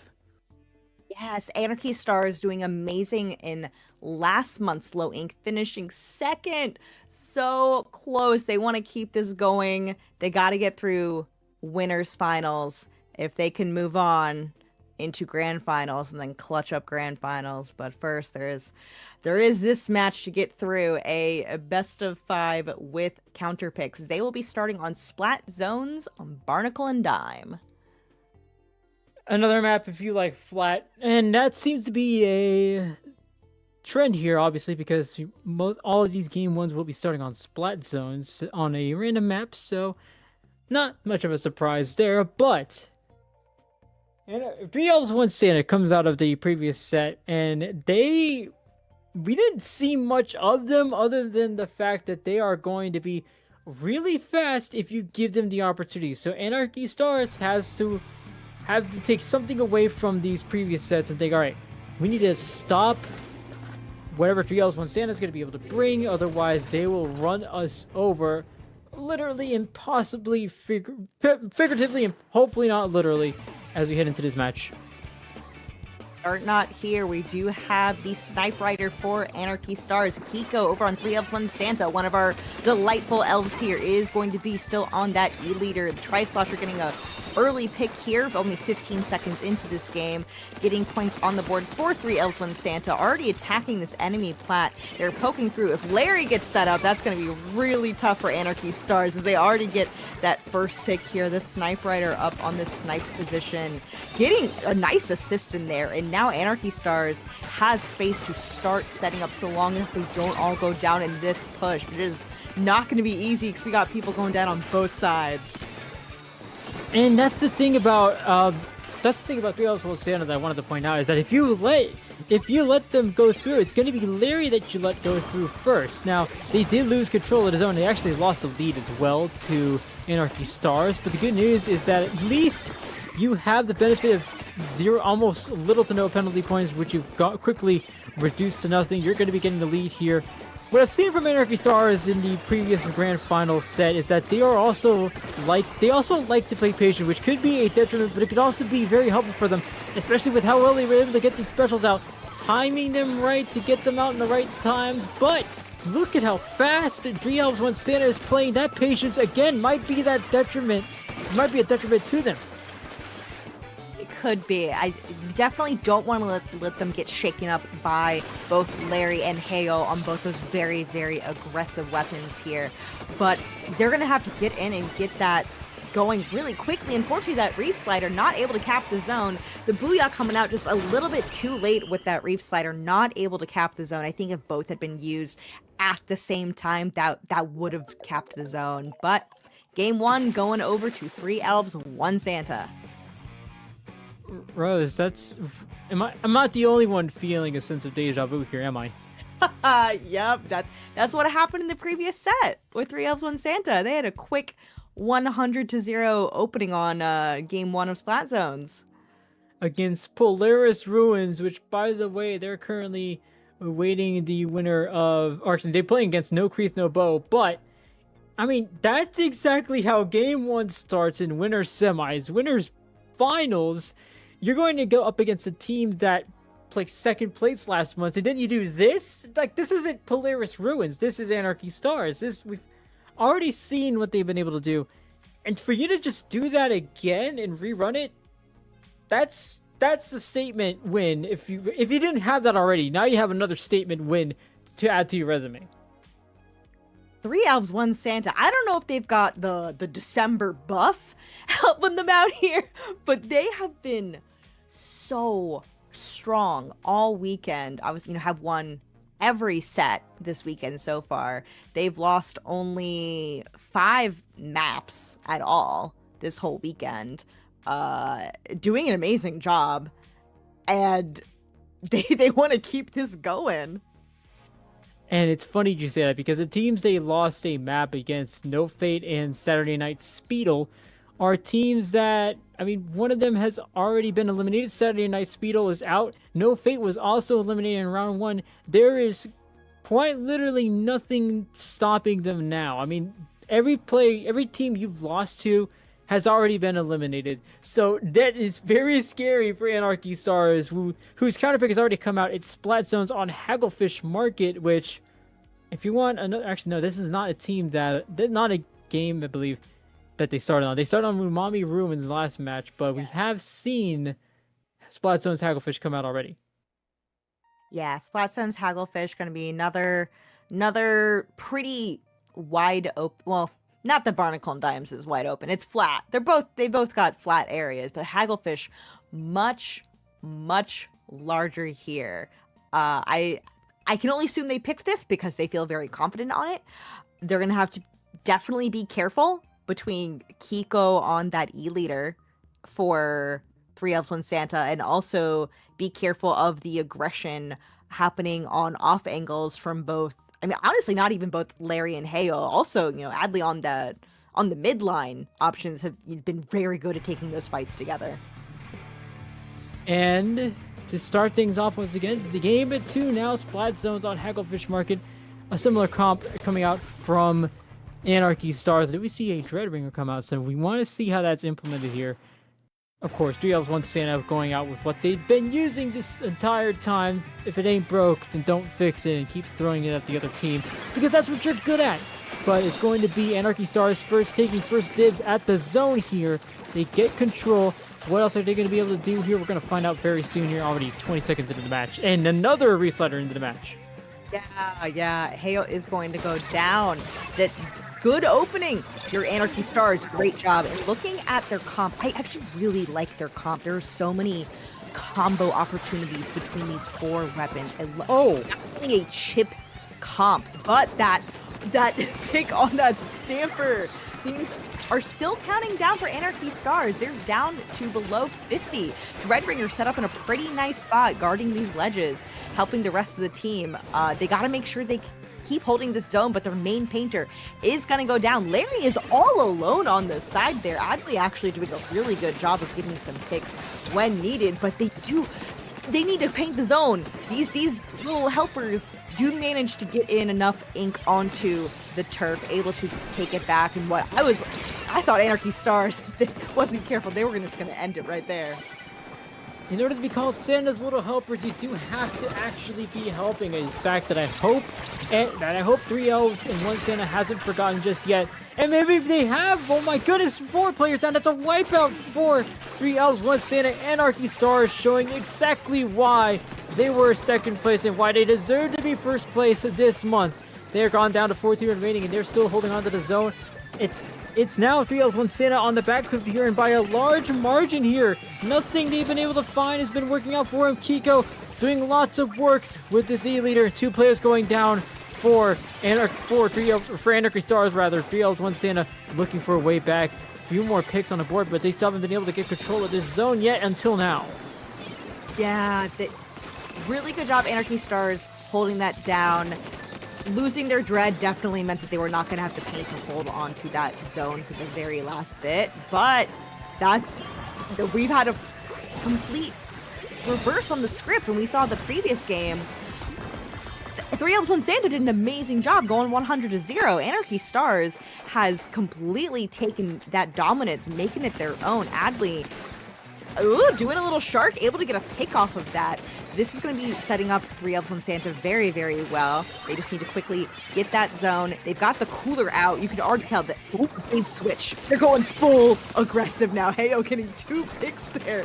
Going in. Rib almost looks alone, is able to stop that warpath from the Tri-Slasher. They are going to have to get over to that zone. They don't need to panic and funnel in 1 by 1. They do have plenty of time thanks to the really good pushes they had earlier.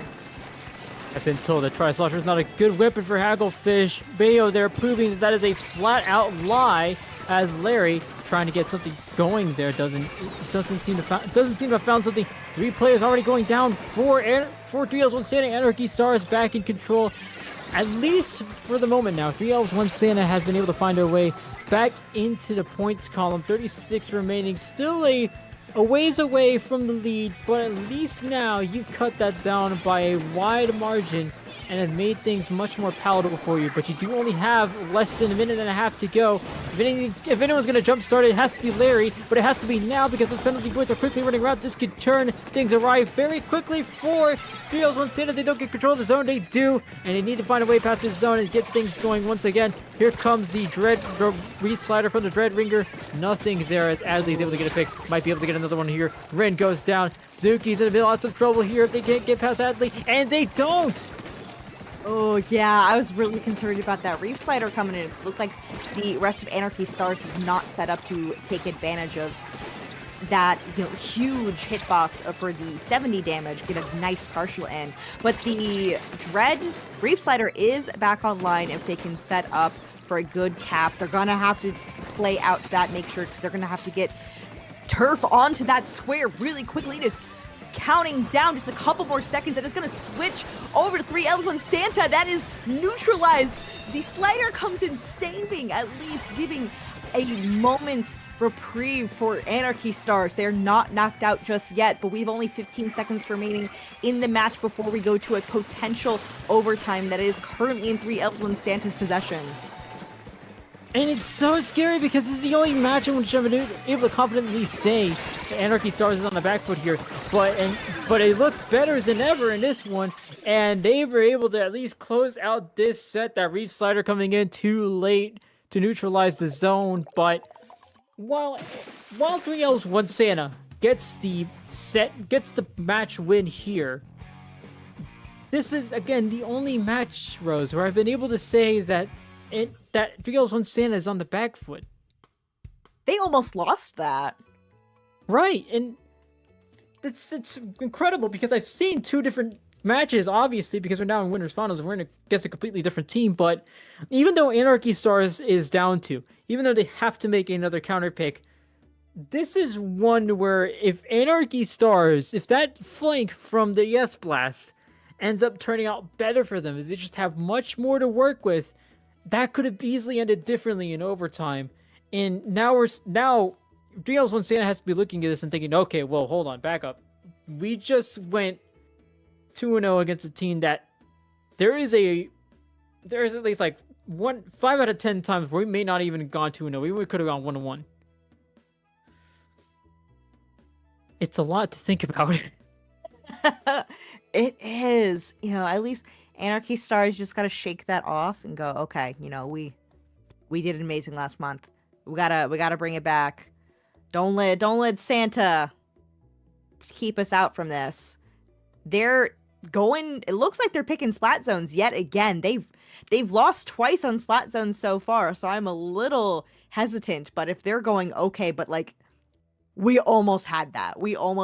This is our most confident mode. We are gonna take this one. They have to.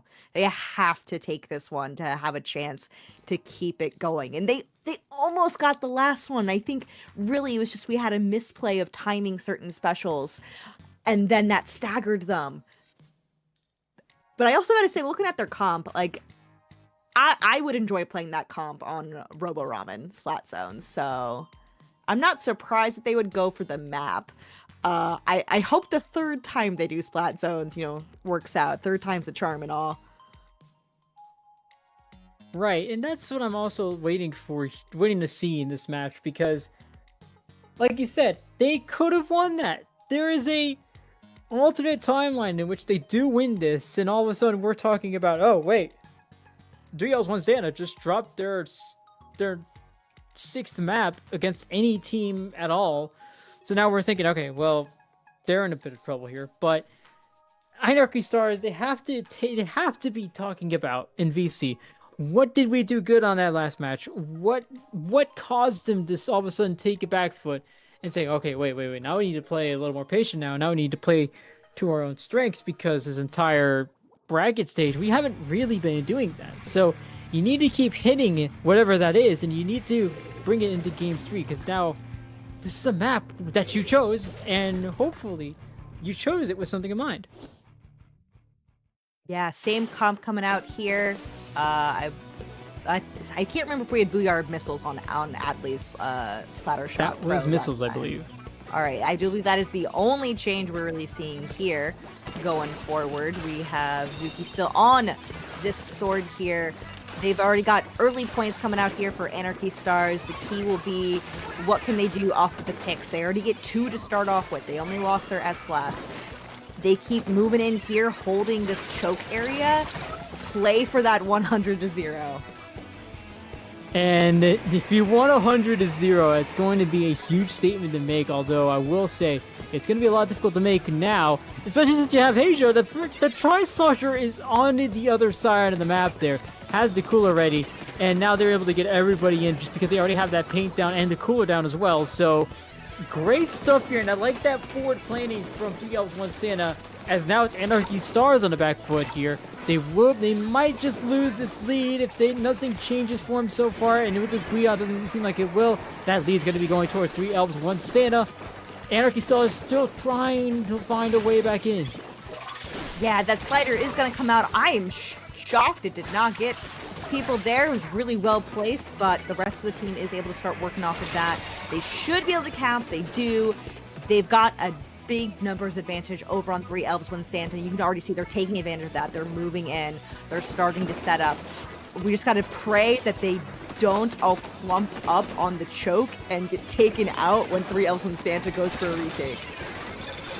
And here is Anarchy Stars holding control of the zone. Larry has been a little iffy on the offensive side of things, but if it's going to be anyone, it might be Kiko, actually, who's getting some crucial picks with the Z leader. We've seen them do this all tournament long. No surprise, we're seeing more of it now. Anarchy Stars, however, they do have the lead for the time being. Adley going to try to find a pick on Zuki. Zuki gets the better of that fight, and now Zuki has the Zipcaster, gets one pick. Kiko in a bit of trouble, has to jump out, and now Anarchy Stars looking very comfortable here. 10 ticks to go. Can they take away a map from the 3 elves, 1 Santa? The answer is gonna be yes. They do. It's now 2-1. They have life in them, and you know what? That did look a lot more dominant than Hacklefish zones went. That was much better playing off of one another this time around. I don't know if perhaps Hagglefish is a little bit large and the combo opportunities for their weapons a little bit more difficult to set up with all of the large spacing.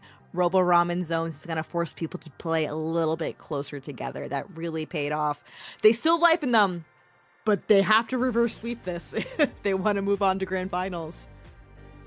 So, you can't pick the last mode you've won on, so Splat Zones is already out of the question for both of these teams. They both won on Splat Zones.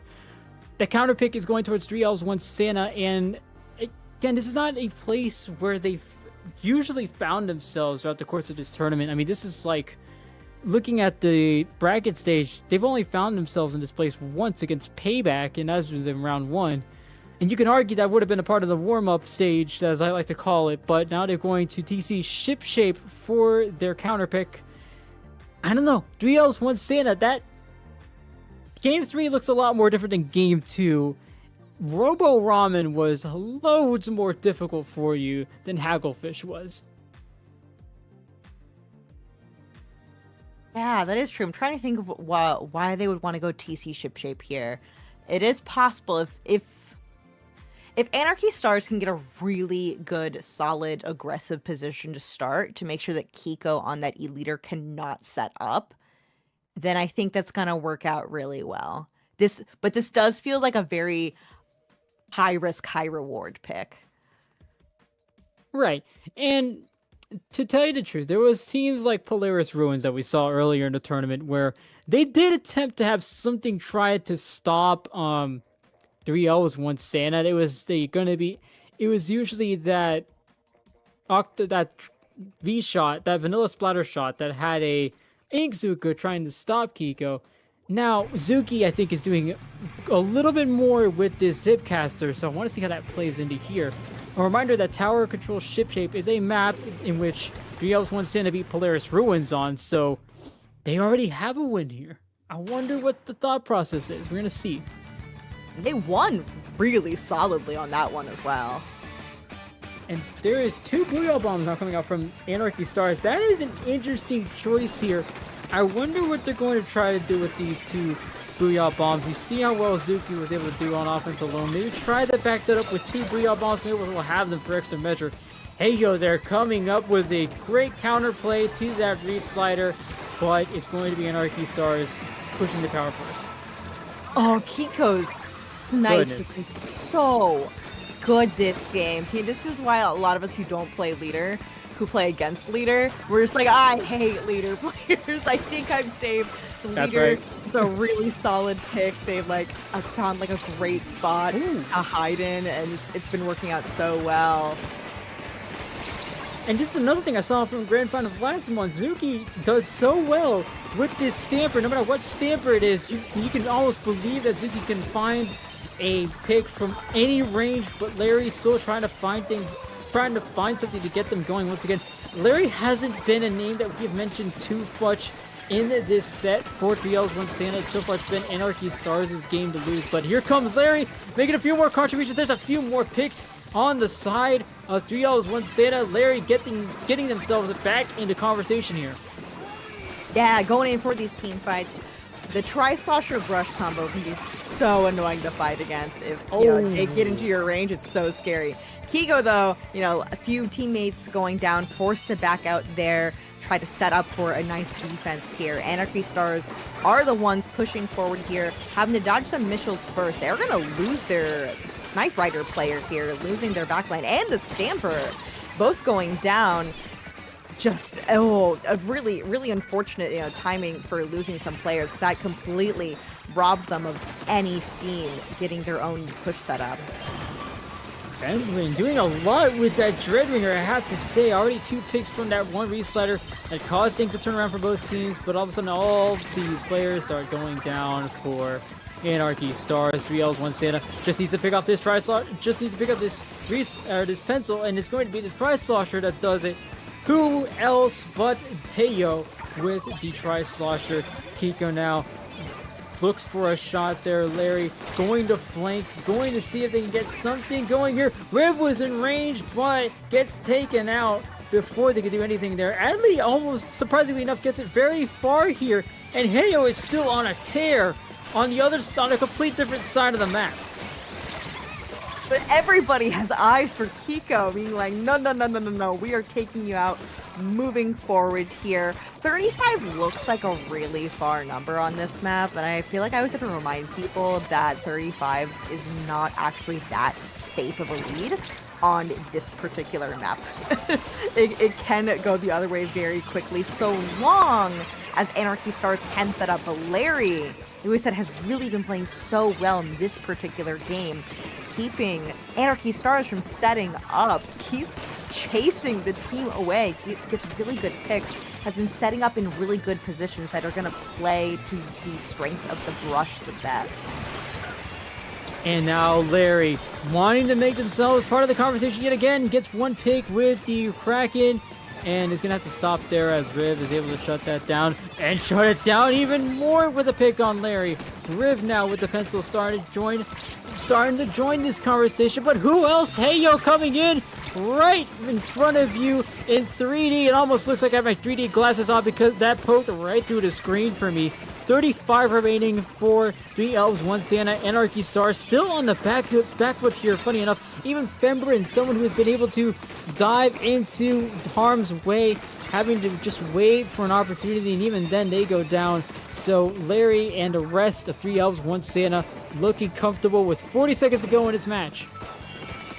We don't have too much time left for Anarchy Stars to set up, and they need to win this game to have a chance of staying in this. We are at match point for 3 elves, 1 Santa. They have 30 seconds to clutch this out and move on to grand finals. The missiles are coming out against Anarchy Stars. They do lose 2 of their teammates. It's going to be really, really bad setting up. They lose their Dreadringer.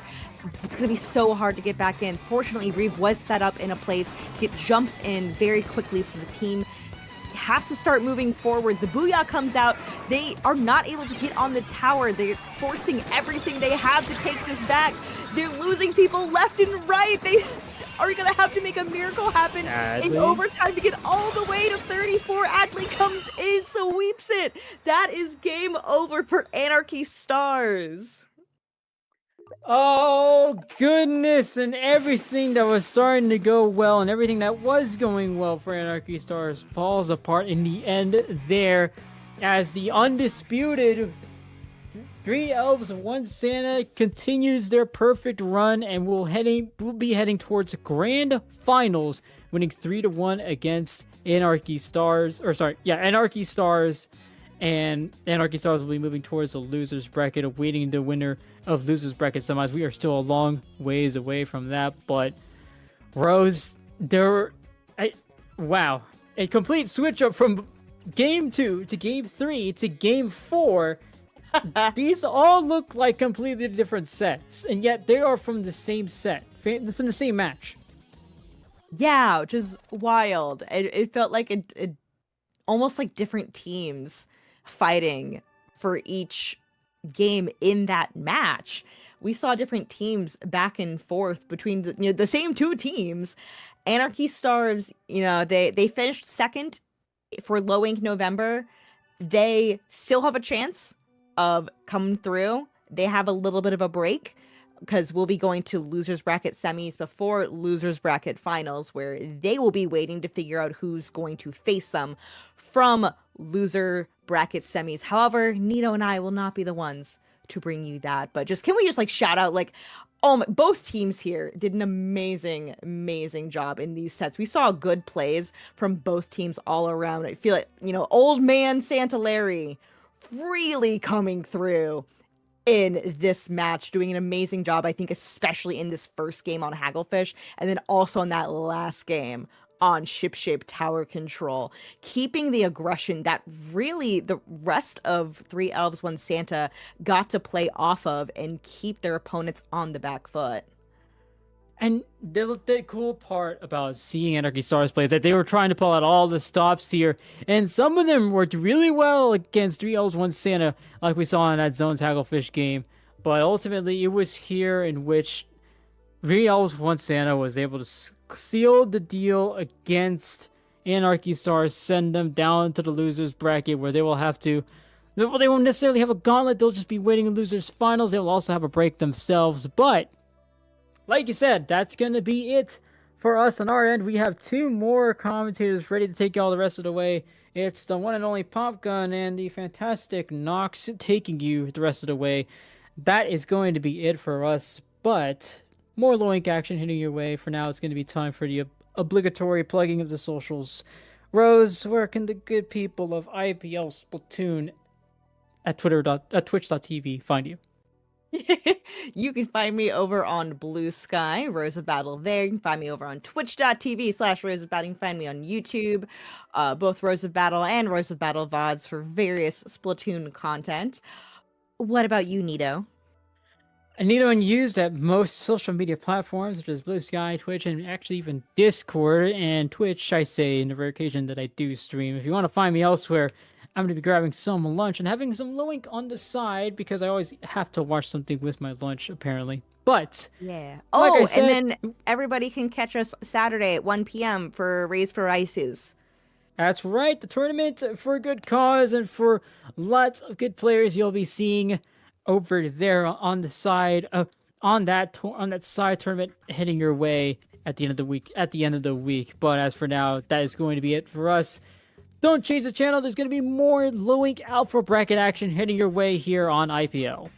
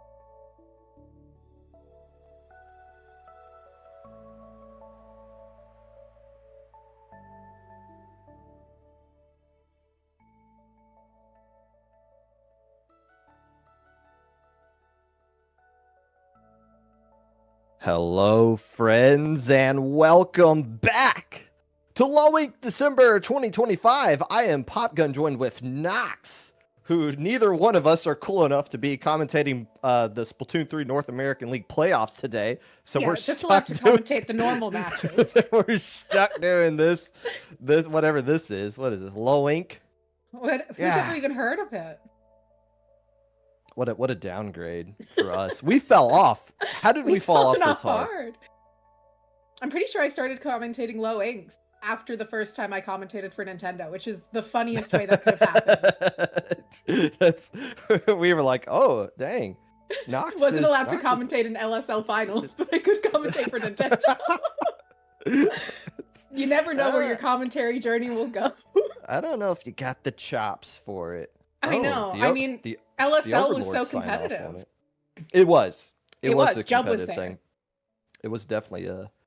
Yeah, Um, commentating LSL was amazing. You'd get to chat with Jub. Speaking of competitive, we are now in losers. What, semifinals? Yes. Yeah. We got PayBack, who I believe made Gamma Bracket the last two low inks they played in over the summer, going up against Creith No Bow. Yeah, I'll And believe that. Sure. Oh, well, I don't know. Did I just like say a curse word or something? Let me Google that word real quick. Surname with Scottish Gaelic roots, potentially meaning son of prosperity. Interesting. I'm guessing That it's could be probably a wrong. player they play with frequently. Yeah, they're not here. I'll take it a step further.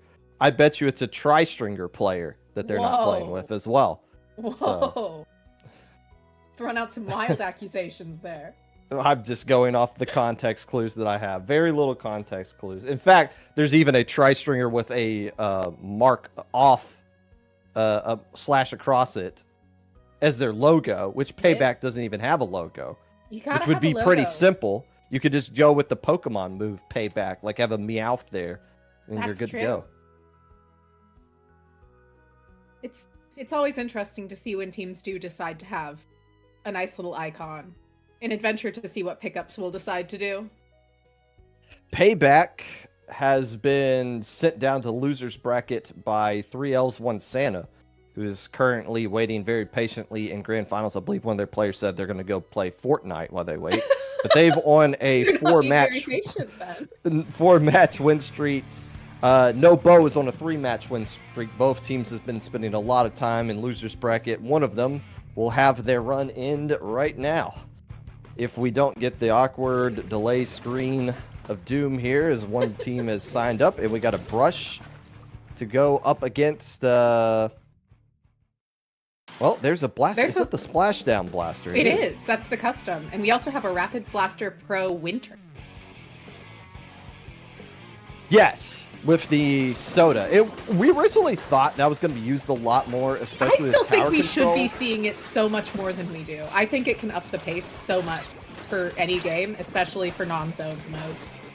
Well, people are so afraid to maybe afraid's not the correct word, but they're so hesitant to come off of the pencil with the Snipe Rider, and that provides a lot of turf and a lot of soda that you would need. But here we see it in action alongside the Dread Ringer as we see the opening going into the favor of, well, this is where behind the scenes I should have been looking at the other thing, because now, okay, PayBack is the orange team, No Bow's the teal. That's my bad. That is my bad. We have new technology, and only one of them lets us see the team names with the color to add insight. Oh boy. New technology is hard for us commentators. It's a lot of It thinking. is. So No Bow currently has the lead, and they're going to hold on to that lead here because 2 players just went down for PayBack as we see Paper starting to build up another Dreadringer. Yeah. Well, and especially with that Dreadringer, I don't see much of a downside to the Rapid Blaster Pro because you're really not going to be short on turf ever with a Dreadringer. 2 more players going down. We see the flank coming around on the backside by PayBack. Nicely done by No Bow to take care of that. And that's going to be key for this stage in particular, is making sure you control the flanks. And, oh my god. Okay, that player was just... that player was just patiently waiting for their teammate to jump right in. But not in squid form. Interesting. And now we're seeing the Rapid Blaster Pro quickly poking them back in tandem with that Wiper there, really kind of forcing people away from the zone, doing a great job separating people from each other, which makes a huge difference during games like this. All the penalty points are gone. No Bow's looking pretty solid here. Coming off... Now, keep in mind, they just came off a best of 3 that went the full distance, and PayBack's been playing in a lot of those as well. So they've been playing a lot of loser matches, loser bracket games up to this point, but now it's up to PayBack to see if they can do Booyah Bomb kind of thrown at the awkward spot. That's not going to catch all the zone. Yeah, and Splashdown not quite able to do it there. Definitely a special that has the potential, but if you're in just the wrong spot, it's not going to quite do it. And that's going to do it. That will do it. So, no Creith, no Bow, no problem in game 1. I really hope I'm pronouncing that correctly. PayBack. Well, it's either Creith or Creith. Surely there's no surprise third option. Oh, there definitely is, and it's the correct way. It needs to be pronounced, whatever it is. But, yeah, we're moving on. Now, keep in mind, this is not a best of 5 like you've seen up to this point. Instead, it is a best of 3. And counterpick's going to go into PayBack's favor here. PayBack has been on a 5-game win streak that just got snapped right there. It's a long win streak to have snapped. Kind of hard to bounce back from that mentally. Now, is this where... I don't think you want to see tower control here, because if they're using the Rapid Pro for splat zones, you would think it would be used with tower control, because as we were kind of alluding to, why is that not used more? It may be, like a year from now, it will be kind of like... It just takes time. Like S-Blast. Like, I know S-Blast got a buff, but that thing was still pretty good. It was broken before, too, probably. People just kind of realized eventually, oh, this was really good. I mean, Pencil, when that first came out, people thought it was a joke. And then... Well, that was before Soda got buffed to the point to where it actually countered and Respawn it used Punisher. Oh my paint god. less and do less damage out of memory. But we're going to Inkblot Tower, because where else would we ever go? There aren't other maps. We'll see it twice in a row again. It's fine. I do want to point out we did change our map list this month for the first time in a year. We didn't change a lot, but we did do at least... We did some like quality of life stuff. Crab Leg is gone.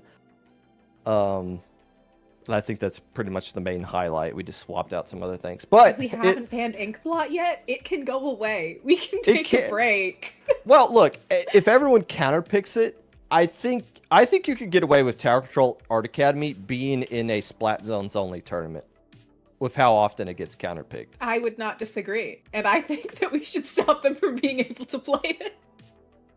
Well, nothing can stop PayBack from being able to play it. That's true.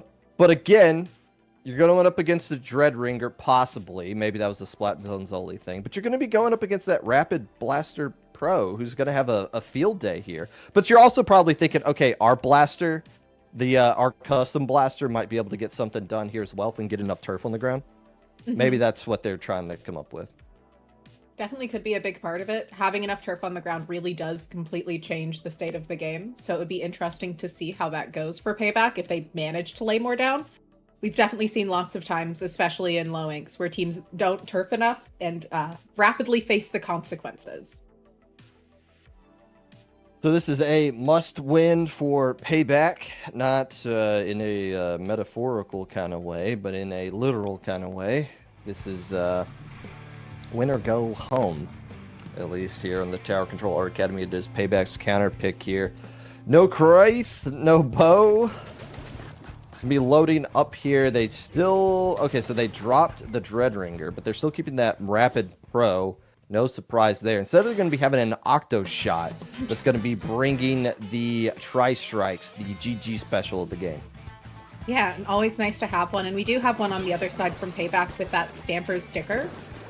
Should be interesting to see how they do here. One of the things that might be a big issue for PayBack, although it's not looking like it right now, is the lack of range they have. They're drastically shorter range than no Creith No Bow. I like the opening by PayBack. You saw Snack on the Stamper doing a ledge shark, dropping down, trying not to put too much turf on the ground on that left side. Thank you, Inkfair, for showing us that. And was able to get a nice splat in leaving the Rapid Pro, which should be doing a good job defensively at this checkpoint in particular.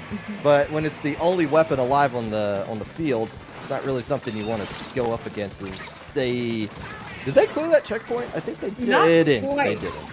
Actually, they didn't even come close. Okay.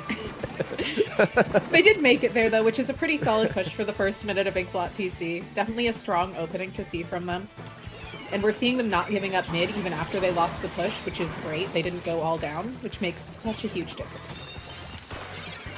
3:45 left to go. PayBack down a couple of squids, but Snack trying to hold position along where this first checkpoint is going to be and loses the sword fight to Zoar on a much smaller sword, but a little bit faster as well. As we see No Bows just in a situation where maybe we should start painting up and start building up some things, because somehow they didn't make a push out of that.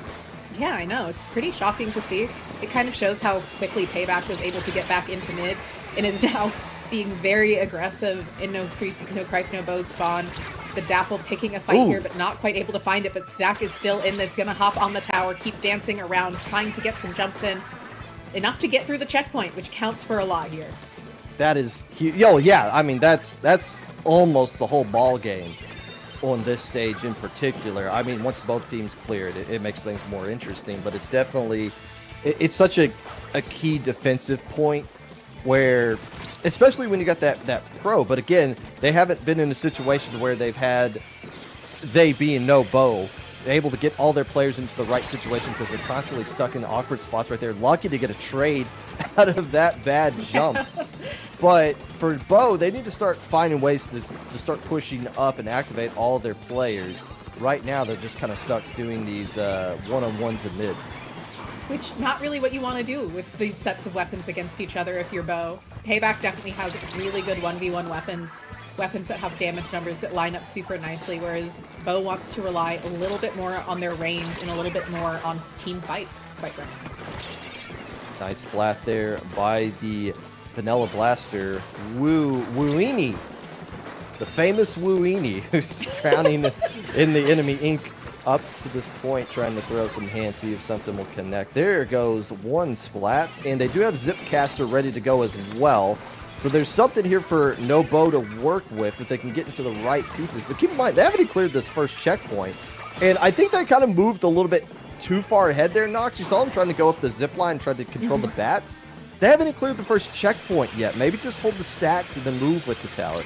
Yeah, I think it's partially that they thought the Octobrush would stay alive a little bit longer with that Zipcaster, and just, they didn't get picked off super quickly in it, even after it got used. And I think that just kind of disrupted the whole plan they had for their push, really interrupting it and letting PayBack kind of just get to continue doing whatever they want, quite frankly.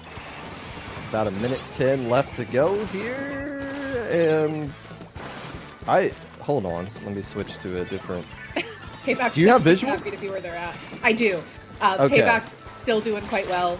The spotter shots, dancing around, managing to just kind of duck and dodge and annoy the other team. Kind of doing what we traditionally associate with more of like a Tetra. Or dodgeball in general. Yeah. As yeah, this is looking more and more like a PayBack victory. Now the question is going to be, okay, what is your GG special? It's this Booyah Bomb that you're throwing with 35 seconds remaining. So not really sure about that. So maybe start building up a second one here if you're PayBack. But Bow, maybe now is the time you need to start being aggressive. Yeah, here comes that Zipcaster yet again, but it doesn't accomplish anything other than just a minor distraction. maybe we'll find a way to get across this tower, but I don't think they have enough resources left to even get to the second checkpoint. It doesn't seem like it. You never know. Maybe now's when they start winning all their 1v1s. But the Octobrush and the Wiper are right by the tower. They need to stay on it. Wiper's a pretty good weapon to have to do that with, but still not going to be able to. Going to be seeing a game 3 here. Always very exciting, and it'll be Bow's chance to pick the map and mode. They can't go to splat zones, and no, they cannot go to bluefin zones, much to the dismay of the one person in chat who should be ashamed of themselves for even mentioning such a thing. That's been banned for who knows how long now. Since forever. Since it first came out. Yeah, many years. Many moons has it been banned here. But that's the only allowed in Splatoon 3. That's and you know what?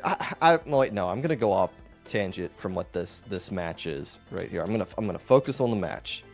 Although I have a great tangent for later when we got some downtime. Okay, so yes, as far as counterpicks is concerned, the only thing Bow cannot do is splat zones. If they want to go to tower control, I don't think you can. Can you on Cindo? You can't pick, like they can't go tower control Art Academy, like they did in Super Jump, right? I don't think you can. I know that it's fine in the low ink rules dot. But I don't know if Sendo Inc. will allow it. Well, yeah, so low ink rules have been trumped by Sendo.Inc.'s rules, which is fine. That works out. Yeah, we're not. It means we don't have to see Inkblock tower control twice in a row ever again. Instead, we're going to see Clam Blitz on Scorch Gorge. I'm assuming we're going to see the Dread Ringer come back out here, is why this one was picked.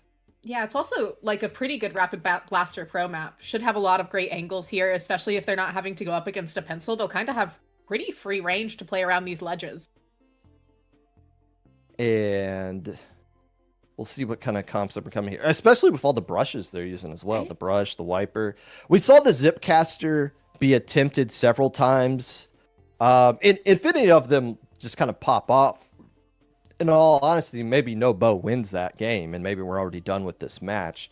So maybe they're going to find ways to bring back the Zipcaster here and keep trying it again, see if they could be a little bit more successful with it this time around. It did, if anything, it did a good job of creating a distraction. Yeah. You just want to get a couple of splats on top of it, if not stay alive, to where you can kind of activate your entire push around that special. But we'll see. We'll see what kind of comp they bring out specifically. And I wonder if PayBack's going to switch anything up as well. I would hope they do on this map, just because it would really help them out a lot to have a little bit more range here, or at least some better subs for slowing down No Bow when they're on their pushes. Because it's going to be hard to defend this with how short range of weapons they were playing. The final game of this match. Winner gets to move on to a loser's finals. Loser gets to watch the rest of the stream, which should be a fun time for them. And they can also keep an eye on what's happening with the North American League. Lots of things to keep an eye on today. This is infinitely you're right. More interesting. Absolutely. Unless it's not. Okay, we got the comps probably at here. Least until a couple hours from now. No Bow, still not using a bow. Instead, they're going to use the toothbrush with Ninja Squid here. So they're going to have some bubble action to go along with that Dread Ringer that they are bringing back out. The Brown Dapples making a second appearance in a row. I completely forgot the kid of that thing. It's Killer Whale. Flat Bomb Killer Whale, yeah. It's always an interesting one. Good use of Reef Slider there to really break in. Not going to be able to do much about this Booyah, but really doing a great job of stalling and giving their teammates time to get the clams they need to start making this push, but they might have been a little too slow on it, I say, as I was wrong. Only one player still up on the stage for PayBack. As best it's going to get popped. It's just a matter of how much damage is going to be done right here. Inkzuka online starting to be fired across, but they No Bow does get below 60 on this opening push. They have an opportunity to get a few more clams, but I'd rather stay alive. I don't want to lose all these players. Only one left alive. Luckily for them, it is their pseudo anchor player in the Rapid Pro who's able to at least slow down the counter push of PayBack, but PayBack will get control mid. Yeah, it's unfortunate to lose mid, but a push to 44 is definitely how you like to start off a Clan Blitz game. Always something I like to harp on, but it's really good to get below that 60-point mark, and 44 is relatively safe. Oh boy. An opportunity to get something going there for PayBack, but no bow. I guess flanked around to mid. I mean, the blaster was starting to push up, but all of their friends were already sent back to spawn. Penalty points gone here for no bow. 2 players getting taken care of, but they're able to jump back in rather easily as the Toothbrush able to jump in and get a triple on top of it. It doesn't extend the basket, but they still hold mid and the enemy side of the map. All they got to do is build up more clams, and they'll have another opportunity, possibly get the KO right here. The Toothbrush having a field day. Yeah, always nice to see the Decapitator coming out, doing what they want to do. Always a very flashy weapon. And we have seen No Bow just not quite being able to capitalize on the opportunities their players are creating. Just the Decapitator left now, having to rush back to spawn, but getting picked off by the Killer Whale. This is a huge opportunity for PayBack. I mean, just the last player left alive, and it's not the pro that time, but I didn't realize they were that weak, that low HP remaining. The Killer Whale able to just kind of send them back there. So that's a massive opportunity. The splashdown opening up the path here, as we do have a little bit of an even number of players alive from both sides. I don't know if this is enough for PayBack to get the lead. In fact, they don't have any clams up to this point. It might be a good opportunity to just kind of back up and hold mid here. Instead, they're being very aggressive. Yeah, it's a bold choice. It doesn't seem like they've been punished too heavily for it, but it's usually a situation where you'd want to back off, where you'd want to regroup. Seems like the Blaster managed to find a double down there with the help of some teammates, probably. And now we're going to see the Dapple attempt to find a jump in, taking advantage of this Booyah Bomb. The Reef Slider coming out, putting a real big air hole in those plans, and completely shutting down PayBack, thanks to that Dreadringer's greatly timed Reef Slider. A fantastic response by No Bow, who was looking a little scary there. They had 2 players just instantly get evaporated at the same exact time here, but now PayBack's in a decent situation. They're starting to get controlled mids or build up some specials. They do have enough clams to make a power. There goes the Rapid Pro. Goodbye. That is a Zuka right to the face, and another player going down. PayBack knocking on the door. They're not making this easy for No Bow. No, but the bubble coming out might help slow them down a bit, but not going to be quite enough to keep them away, especially with the splashdown that came out. The Dapple's just kind of dancing around with the ball, not typically the weapon you want to see with it. And I think it was smart of that splatter shot to jump out, just focusing on staying alive for now. You can find the time to make this push in overtime. It's a hard one, but it's by no means an impossible one. Making sure you have the ability to make the push is more important. No Bow has another Zipcaster ready to go if they want to get the win here. Oh, but 3 players instantly going down. They weren't even able to activate their special. So what would have been a great opportunity for No Bow to put the pressure back on PayBack has now opened up the door yet again. But this is where No Bow has arguably been playing their best defensively on the backside here, but it's just 2 more clams that's going to give the lead to PayBack, and they got it right there. 15 seconds left to go. They're still adding to their lead, but if they be a little bit too greedy right here, it'd be a great opportunity for No Bow to get the lead right back. And it looks like it might be the case. We've seen them completely clear PayBack out of their spawn. They're going to be looking to move forward on the map. And right now we're seeing PayBack pretty bunched up, which is not what you want to do against a weapon like a Rapid. It'll get you picked off pretty quickly. But great suction bomb there, coming out, cleaning up players, and not much time on the clock. They kind of just need to go now, and I don't know if they have time to get to the basket anymore. They have a Zipcaster that might be able to bail them out, but yeah, you're right. There are only like a few seconds left. There's not enough time, even if you run forward. And somehow, PayBack able to work their way back into that game after giving up the huge lead and having issues getting the map control. But actually, that's not even true.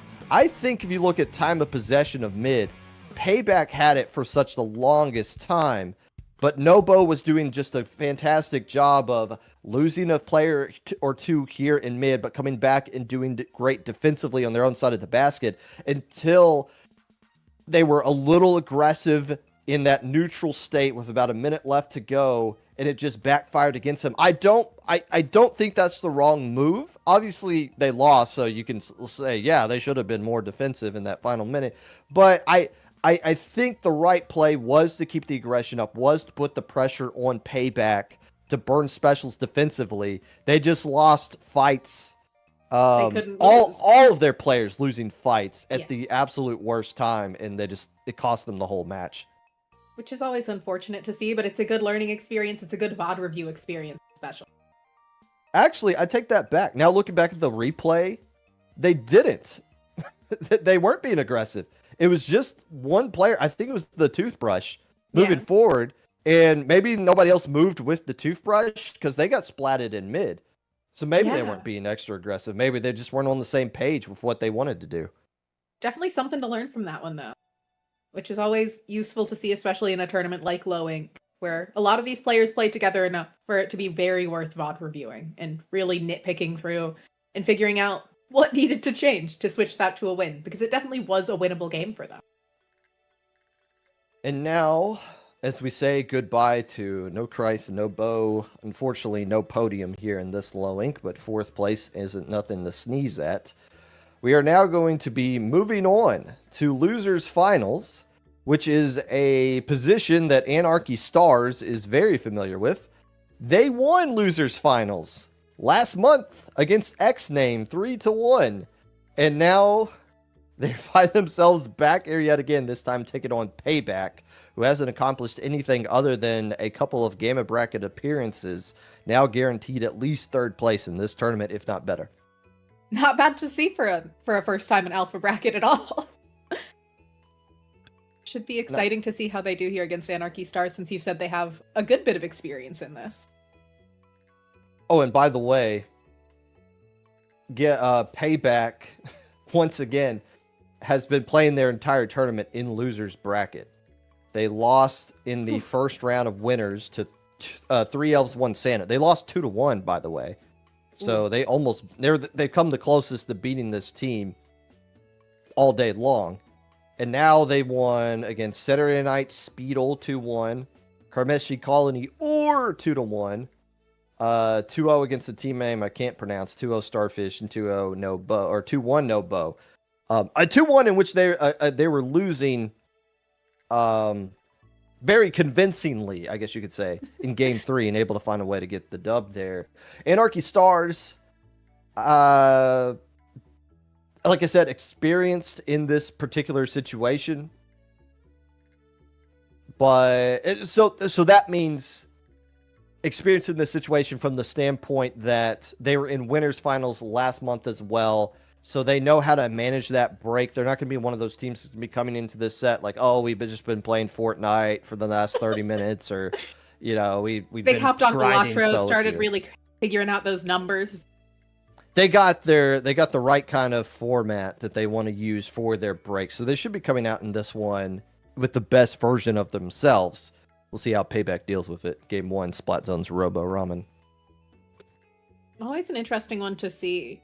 It's a stage that I think gets played a little too much, just going in a straight line right out of that hallway, rather than taking advantage of how many different entrances there are. Pretty awesome. What's kind of funny about Low Ink is with how, I don't want to say required, but it almost feels like Snipe Rider is a requirement, especially with the North American League. I mean, I think Bandit on Duck Motif might be the only player I've seen not use it. Unless I'm just not Basil's mistaken. Been playing E-Leader like for all of the NA League. Oh yeah, but you'll still see, even Moonlight will still sprinkle in the Snipe Rider here and there.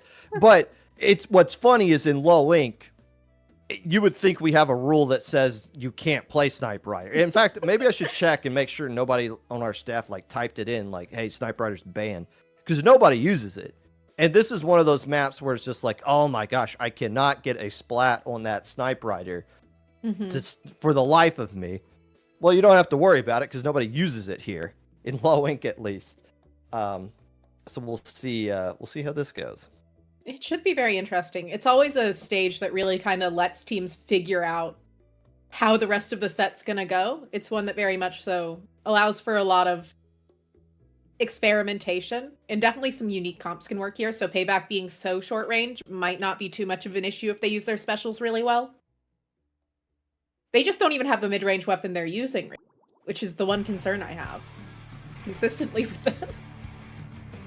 Game 1 of this best of 5 match as we see. Well, maybe I should have been paying more attention to Anarchy Stars when I wasn't casting here, but they are clearly using a Snipe Rider, thus proving that it is tournament legal in Lowing. To go along for the actually, this isn't like too far off from like. No, this is kind of a real calm. It's all a real, yeah. This is a grown squids comp that we're seeing here come out from Anarchy Stars. Which is always exciting to see. 2 Dreadringers here will definitely be an interesting battle if we ever see PayBack even attempt to have a chance at getting into mid. They're having a hard time going anywhere right now with the amount of pressure Anarchy Stars is putting out.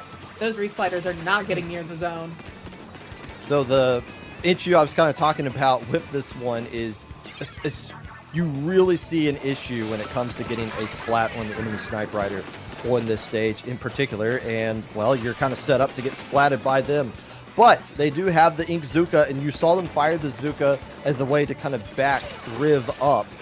If you can't get the splat, you can at least try to get them out of position in a way to get into the zone. Reslider doing a good job on the backside there for PayBack as they're able to cap the zone, but they don't have the lead just yet. Yeah, Zipcaster at the ready should be a good opportunity for them to really start making a push. The Booyah Bomb coming out, allowing the Zipcaster to just barely hang on for dear life. That's still going to be Anarchy Stars getting pushed way back. Rin attempting to continue to hold that position, but it's not very sustainable. Finally having to back off to the more traditional snipe. And the zone somehow flipping thanks to the power of Dreadbringer, quite frankly. And the power of Fembrim, who used the Reslider and then got cut in a rut-row raggy kind of moment, instantly got splatted after that came to a conclusion right there. So we're stuck in this awkward tug of war, back and forth. But once again, the Snipe Rider just kind of, okay, we don't have zone, I go back here, I get a splat, then we start moving up. They throw a lot of things at me, but they're not going to actually get me. And then we're going to wait for the Zipcaster to help us out, maybe a Booyah Bomb on the backside of the zone, and then we start pushing up here. So it's going to be difficult for PayBack. Yeah, they can cap the zone with their Reslider all day long, but hold on to it long enough to get the lead. They're going to have to start doing things exactly what they're doing right here. Snack starting to push up, has to basically win that 1v1, but no, yet again, just when they have an opportunity to do some damage here, it's the Snipe Rider who's slowing everything down. They can't get rid of the pencil. Yeah, it's really a pain to try and get those Snipe Riders out of position, force them into locations. That's a great question, Hookgun. There are choices being made on this stage. I don't understand why the other Dreadringer jumped out a minute ago when there was a free jump in. I'm deeply confused often while watching Lowing. They make such fascinating choices, and I respect that for them. I think you should be able to splat somebody while they're in the Reslider, and that's exactly what happened right there, despite the fact that I'm pretty sure that's not even game legal. It just happened right then and there. Here comes a Reslider into the enemy base. Snack survives it. Fembrim able to jump back out at this time, but all the penalty points are gone. The pencil is starting to get pushed up. They got specials ready to go. It's now or never for PayBack. They just need to go in and get some splats, which they are. Ooh. 2 going down. They flip it into their favor. And now they're starting. Oh, they still can't get the splat. But Nico says, no, I'm going to splat this Snipe Rider if it's the last thing I do. And now they finally get the splat on it. They do, and that's an important splat to get. It's made it so Anarchy Stars is essentially having to fight directly out of their spawn, and they might have to use the Reef Slider to try and break out here, which is not what you want to have to do. They're really close to all specials online. Not necessarily something that we love to see. We tend to like to see them a little more staggered, but they just need to break in at this point. The Reef Slider not going to be able to come out. This should be PayBack's game to win. Well, 2 players going down. This probably will be, no, it absolutely will be lead for PayBack. Will it be enough to get the KO? And they do! They survive the Reslider coming in at the last second, and PayBack doing just enough. And finally, just going all out, saying, I'm forgetting everything else. This pencil needs to die. And the pencil finally did. PayBack keeps the streak going. Always exciting to see. There's just so much going on in games like these. And the double Reef Slider always makes it an adventure, especially on that map, because it's such a guaranteed cap there. If you kind of place it in just the perfect spot, which it looked like it didn't connect right there, which again, you're running out of time. You just got to fire that sucker off. No, the zone fully flipped after the timer. Oh yeah, you're correct. Actually, So it would have done the job if it had been 2 seconds sooner. that's one of those moments where you just go to little Judd and be like, do I get how many challenges do I get in this set? Can I throw the challenge flag there? Can we review that? Seems like that should But be no. an option. There should be. Every now and then the game should do something that is like against the rules of the game, and you can like challenge it, like the built-in kind of something Yeah. like that. Just to make Just things something more to make. Yeah. add the Something for human some extra element. chaos. Yeah, we need ref calls actually. Adding refs to Splatoon surely will cause no issues and no Oh my more gosh. anger. If TOs had to actually referee this game, Oh, That would- this game wouldn't exist. That like would- this. that would be an adventure here. We do have the counter pick in. It is Splat Zones at Hagglefish Market. Again, this is the counter pick coming in from Anarchy Stars. They haven't won on Splat Zones yet, so they're more than welcome to counter pick it yet again, which is shouldn't be no surprise. I would be shocked if they changed anything. Yeah, the it's not like that game went badly for them for the majority, No, not at all. and it's another they pretty lost, strong but- pencil map. And Let's say that about every pencil map to every map. Oh to be yeah, fair. yeah. Well, because Urchin isn't in here. Yes. Which, in some retrospect, we probably should have put Urchin in there just because it is making a lot of appearances in It's other very events. fun to force teams to run something they don't usually. Well, that's the thing with Low Ink. You rarely see. I know we're about to see Snipe Rider again, but you rarely see it. So it's Well, yeah, but it's not like sometimes see them you'll see teams completely switch to like Red Dapple for Urchin rather than even like a heavy edit or something. Oh, well, actually, excuse me. We're not seeing the pencil here. Instead, Oh, that is the interesting. vanilla heavy.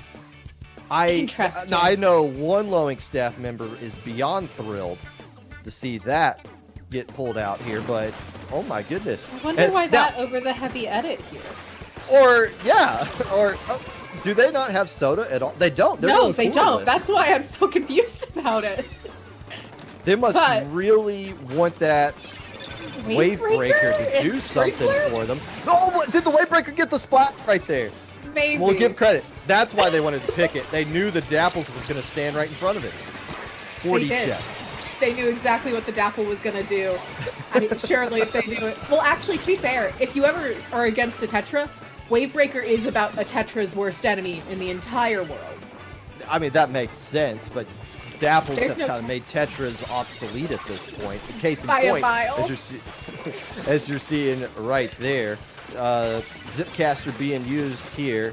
Keep in mind, nothing else has changed for Anarchy Stars. There's no other comp difference that they're using here other than the vanilla heavy. But right now, it doesn't really matter. All they got to do is get splats, create a lockout. They're not going to do just that. And instead, the V Heavy has to retreat. The zone will go back into the favor of Payback, but they won't hold on to their lead. Are they going to throw that thing? Kept the zone. What are you doing? That's such an interesting choice. Not to sound mean, but that one's not your best choice. Actually, that reef slider's pretty good. Maybe Regardless. don't throw the booyah bomb on the zone that will take you half a second to cap. Regardless, they do get the lead back. Just a little bit of an awkward situation here. And if they get a lot of splats on top of this, which they won't because Fimbrin has something to say about that, Wipeout, actually, Anarchy Stars cooking yet again. Yeah, looks like they're going to be able to really start holding forward here. Definitely a great position to have an S-Blast in, being able to set up right under these ledges, taking advantage of the 100% accuracy Luna hitbox that it has for some reason. If Payback does not get the lead or the zone back right here, yeah, I was about to say, they had all four of their specials ready to go at the same time. Like, if you're not going to get it right there, you're just not going to get it, period. By the way, neither team has cooler. No, neither team does. I mean, we talked about Anarchy Stars. I just realized Payback is cooler. No, but they as haven't well. run it at any point while we've been watching that. And it just took the other team not using it for me to recognize this entire time. It's definitely interesting to see such an aggressive comp without cooler. I'm a little surprised they don't just slot it in over their shot and have an end zap there instead, quite frankly. Well, maybe the shots, like, look, I want to keep my Zuka. I'm able to kind of be aggressive with this as well. And, you know, they're very short range. And yeah, you add in an in-zap somewhere. Like, it would make sense to you and me, but to how they want to play the game, it wouldn't make sense to them. And obviously, it's working out right now. They're not going to hold on to this zone. They do have a lead. And right now, Anarchy Stars going to have to find a way to start pushing up, creating a lockout. And luckily they have managed to start that process. The Dreadringer in a strong position here. I will say Anarchy Stars, if they manage to get it set up under ledges, should be ridiculously strong, especially if they keep managing to take jump-ins to that heavy. It should just allow for them to really keep the map in their color, keep the space they need without needing to take a lot of risk, especially with that really well-timed Reef Slider to let them survive that splashdown. Wow. Two Squids still up on the stage for PayBack, but they're going to need more if they want to keep this one into their favor. The leads keep adding on here for Anarchy Stars. More Squids going down. PayBack's not going to get to the zone in time. We are tied in this match at 1 apiece heading into Game 3. Nicely done by Anarchy Stars with the comp switch. You thought we were going to use a high-tier weapon. No, we're switching to a much lower one, and we're going to get the dub with it. I think if Heavy had a different kit, I think Heavy as a main weapon is still crazy strong. I think it's an incredible main weapon. Its kits are just so bad. But it still has hope for a third kit, technically. It doesn't have one yet, so there's hope. I mean, you saw the remix in Splatoon 2. I loved the remix. Be very successful. Even the Vanilla Heavy had its uses. And if you were... that was the use I was kind of... it had its use. Kaji played it. If you play Heavy Splatling and don't know who Kaji is, you should look into the history of Splatoon a little bit. For fun. If there was one player I would like to see come back, it Kaji? would definitely be, for sure. I mean, just an amazing player. As happens every time I'm on a broadcast. Wow, I love Kraken Paradise and Ghost Gaming. Shocking news for everybody. Well, if you think back to the start of Splatoon 1, there weren't a lot of weapons to go with, but V Heavy was pretty popular. It was. The problem is that the moment any actual charger gets good, Splatlings get put in their place so quickly. Wow, I can't believe we're going to tower control Inkblot. Well, this is PayBack's counter pick, right? Yeah, so this is... Yeah, I mean, if you got like again. If you have a home field that you're keeping being successful home on... Field. I know, but it eventually... So we've shrunk the map list so much that... I think that you should force them to play on bad maps again. I think we need to let Blunder Heights in. One thing I like about, not like enough to where I want to implement it in a tournament I run, but I like as a viewer from the Splatoon 3 North American League, is there's, 50 different stage mode combinations you can pick from. And it's still a pretty limited map pool. You just can go to any mode, which makes a huge difference. But if you feel like, our opponent has probably never touched Turf War at Humpback, and my team's been practicing it exclusively, then that would be like, I have like an advantage here over you. This is a smart counter pick to make. With the map list, as they are across any tournaments, they shrunken so much to the point to where there's not really anything that bad anymore. And with how flexible Anarchy Stars is, like we were talking about, even if Urchin was in this, we can just use the Splatling. Mm-hmm. And we'll be just fine with how we want to do that. But instead, I think this is just more of PayBack saying, look, Anarchy Stars isn't going to be unprepared for this, but we're going to be comfortable here. Yeah. So let's just roll with that and see if we can get the good vibes going. And they're sticking with the Vanilla Heavy. I mean, it's not too shocking to see, I guess. Like, it's rough for them to not run Cooler, but the Heavy should be able to hold off pretty much everything everything PayBack's running on its own, quite frankly. It outranges it all by quite a bit, so unless they're tossing specials at it, it's a very safe weapon. I wonder if Anarchy Stars, if Riv just said, hey, they're not using Cooler. Can I not use Cooler 2 and play a weapon I actually want to play? Because I don't know any Snipe Rider player that actually, like, oh boy, I'm playing Snipe Rider, kind of situation. But it's a lot like Zap players last game. It's a very similar impact. But what a great opening here coming out of Anarchy Stars. Really incredible special usages. Maybe a little slow to hop on that tower and a little slow to lay some paint down, but a really solid opening that should set them up well to keep the rest of the game going in their favor. An opening set up by the Dreadringer Fimbrin, who every time we see that player, they're getting a whole heck of a lot of splats right there, triple on top of that.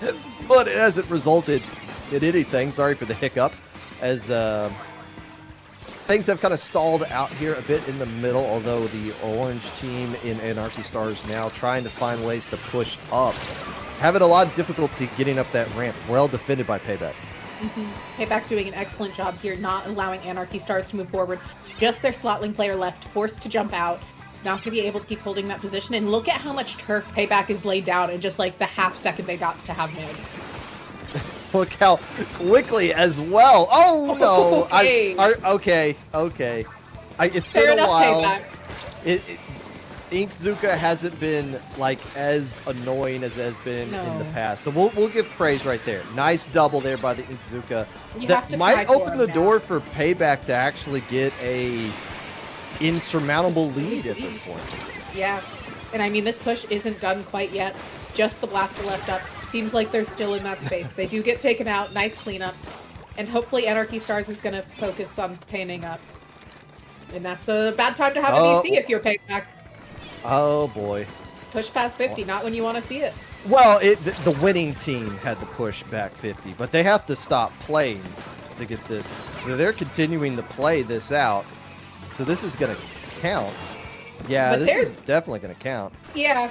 So it's this is why it's important to have really analyzed the rules when you're playing a tournament. But Yeah, so it still it's- seems pretty winnable for them. Well, no, it's not. There's no way. No, the blaster I mean, got a there's- full triple one time, I There's believe way now. there's way too much time left on the clock for it. I mean, they just have to clear the second checkpoint. But yeah, they should have just stopped playing because PayBack. Yes, it's past 50, but if you're the team that has the lead and you DC and there's still enough time left, you get the replay. Like, you don't get punished for having. Your mental's shattered forever. I think we're quite offline. frankly. Oh, are we offline? I think the stream is, yeah.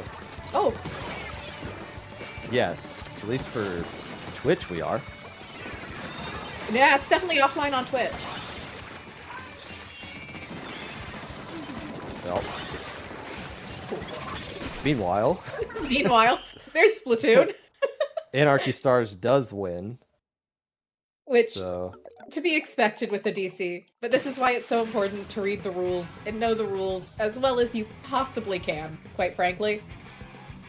And just to confirm, are we back online? I think we are, actually. People might be stuck listening to commercials. Well, that's on them for not being subscribed to IPL. I'm not subscribed to IPL. Neither am I. I live in a basement apartment. I'm not gonna subscribe to Twitch channel. So we'll wait like 30 seconds. We saw the last, the rest of that match, and we're probably gonna have to wait anyways because the DC and player isn't even back in the lobby yet. So if you are listening to us, hello. We're gonna wait out like another 20 seconds or so to see if people can get back from their commercial break, and we'll tell you what happened at the end of that. Yes, that one ended for sure. And I'm just looking at chat to see. I don't know why they played that out. I'm not sure why PayBack even played that out. They might have been like me and thought that below 50 meant it was GG. You just have to play it out. So for those of you that are back from the ads, we saw the rest of that game, and it probably went the way that you were expecting it to go, and hopefully we are still back for those who are... I'm seeing people saying ads are over. I'm okay. seeing them also saying that we're a little choppy. Well, that's all right. Yeah, They get the gist of what I'm trying to say. exactly. But that was... so Anarchy Stars wins that one. The player who DC'd for PayBack hasn't joined back up yet, and there hasn't been any conversations going on in the match chat about what happened there. Again, that was the PayBack's player that DC'd. The player that was the splatter shot has gone missing up to this point. So I'm going to do some investigative work to figure out what happened there. They got told they had to do their homework, actually. In a classic low ink turn of event. They might not. You never know. Hopefully nobody sets spaghetti on fire on a stovetop again. And in case you were wondering what the super jump bracket was, there. Still. Yeah. No, we're past the just for funsies. Now they mean a little. Oh, I mean they count, but I mean it's not like we're not in nobody's in conference play yet. Yeah. Right, they're mostly just. They're just games.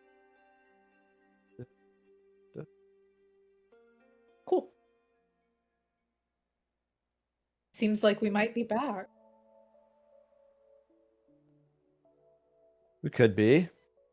Possible. All the players are in the lobby at least. We take that. To whoever in chat keeps unplugging us. Stop. Can you stop? What is your problem? What is wrong with you? We're just trying to play a tournament. We're just trying to have fun here.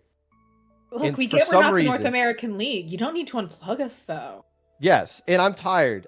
Look, you guys are gonna blame us for the stream falling apart. I blame you guys, the idiots in chat. You know what you did, and you better get it. You better get it together, or we will be very cross, won't we, Nox? Yes, absolutely. I'll pull out my old riding instructor voice. You don't want to hear what I would say to children on horses. And hey, are we okay? So here's the situation.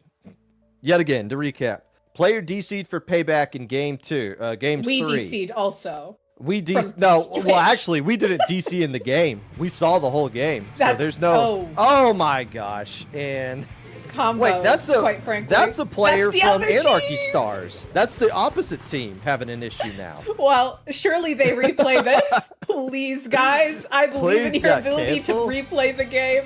One player didn't even make the jump out of the Oh, there we espresso go. machine and fell to what I'm assuming. Oh, there's water down there. They're not. in There's the water sky, down so. there. They're drowning. So They're no, melting. they like instantly evaporated. Like as soon as an Inkling touches water, it's just like instant death and body disintegrating. It's horrific how they It make is. it out to be. I can't believe this game is rated E. It's but a now, post-apocalyptic game. It's really shocking. oh, and now okay, whoever the host. Okay, I was about to say they started without the player. Okay, so payback. Just to recap. Payback DC'd in game 3. They could have gotten the replay, but they played it out. So they took the L. Anarchy Stars able to get the KO there. We DC'd, but we got it fixed now. We hope. Probably. Now, as we're loading into tower control ship shape, the second counter pick by Payback. Anarchy Stars had a player DC out of the lobby before we even started, so there's like no replay there. We're just trying to see, and that player has joined back in. Everybody's got to ready up. And this time And- it'll all go smoothly. This time for sure. Okay, everyone in chat, can you hold hands with the person to your left and your right? Let's form a giant circle here of friendship, and let's see if we can't combine our powers together to get this game 4 up and running. And if it doesn't happen, I'm going to look right at you guys who aren't holding hands. It's going to be on you again. You guys got to hold your weight around here. I don't have anyone next to me. Look, there's got to be someone like in front of you.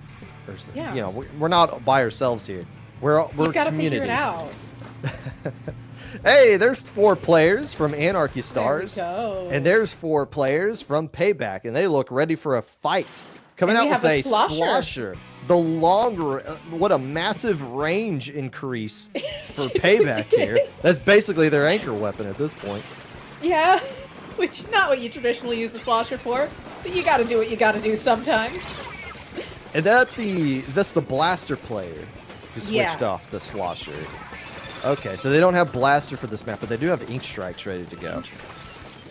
They have ink strikes and booyah bombs, so if they need to hold at the end, there should be somebody that can do it for them. Okay, just in case someone DCs when we have a huge lead, we now have 2 GG specials that we can spam at them. I If love we the have 40 enough PG chess. special. being Thank God put on there's no display. Stingray. They'd be layering that in with it too. By the way, Rin is just having a field day Yes. at the enemy base. And a huge lead. Well, I shouldn't say huge. There's no such thing as a huge lead on tower control ship shape. But a good opening minute for Anarchy Stars that is going to be rolling into a good opening 2 minutes if PayBack doesn't do something about it. And it seems like it might. I would also love to highlight how well Ribs played throughout all of this. Their Splatling and Pencil player. They've been getting really consistent, really good picks. They've been playing their range really well, which is so important in the weapons PayBack's running.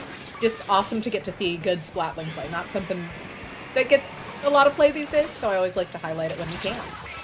Second checkpoint falls into the favor of Anarchy Stars as they're knocking on the door of getting the KO. Fimbrin using the reslider just to stay alive a little bit longer. Gets to 5 remaining. If this was any other map, you'd be feeling really good if you're Anarchy Stars. Instead, it is tower control ship shape, and in a blink of an eye, it could be over into PayBack's favor.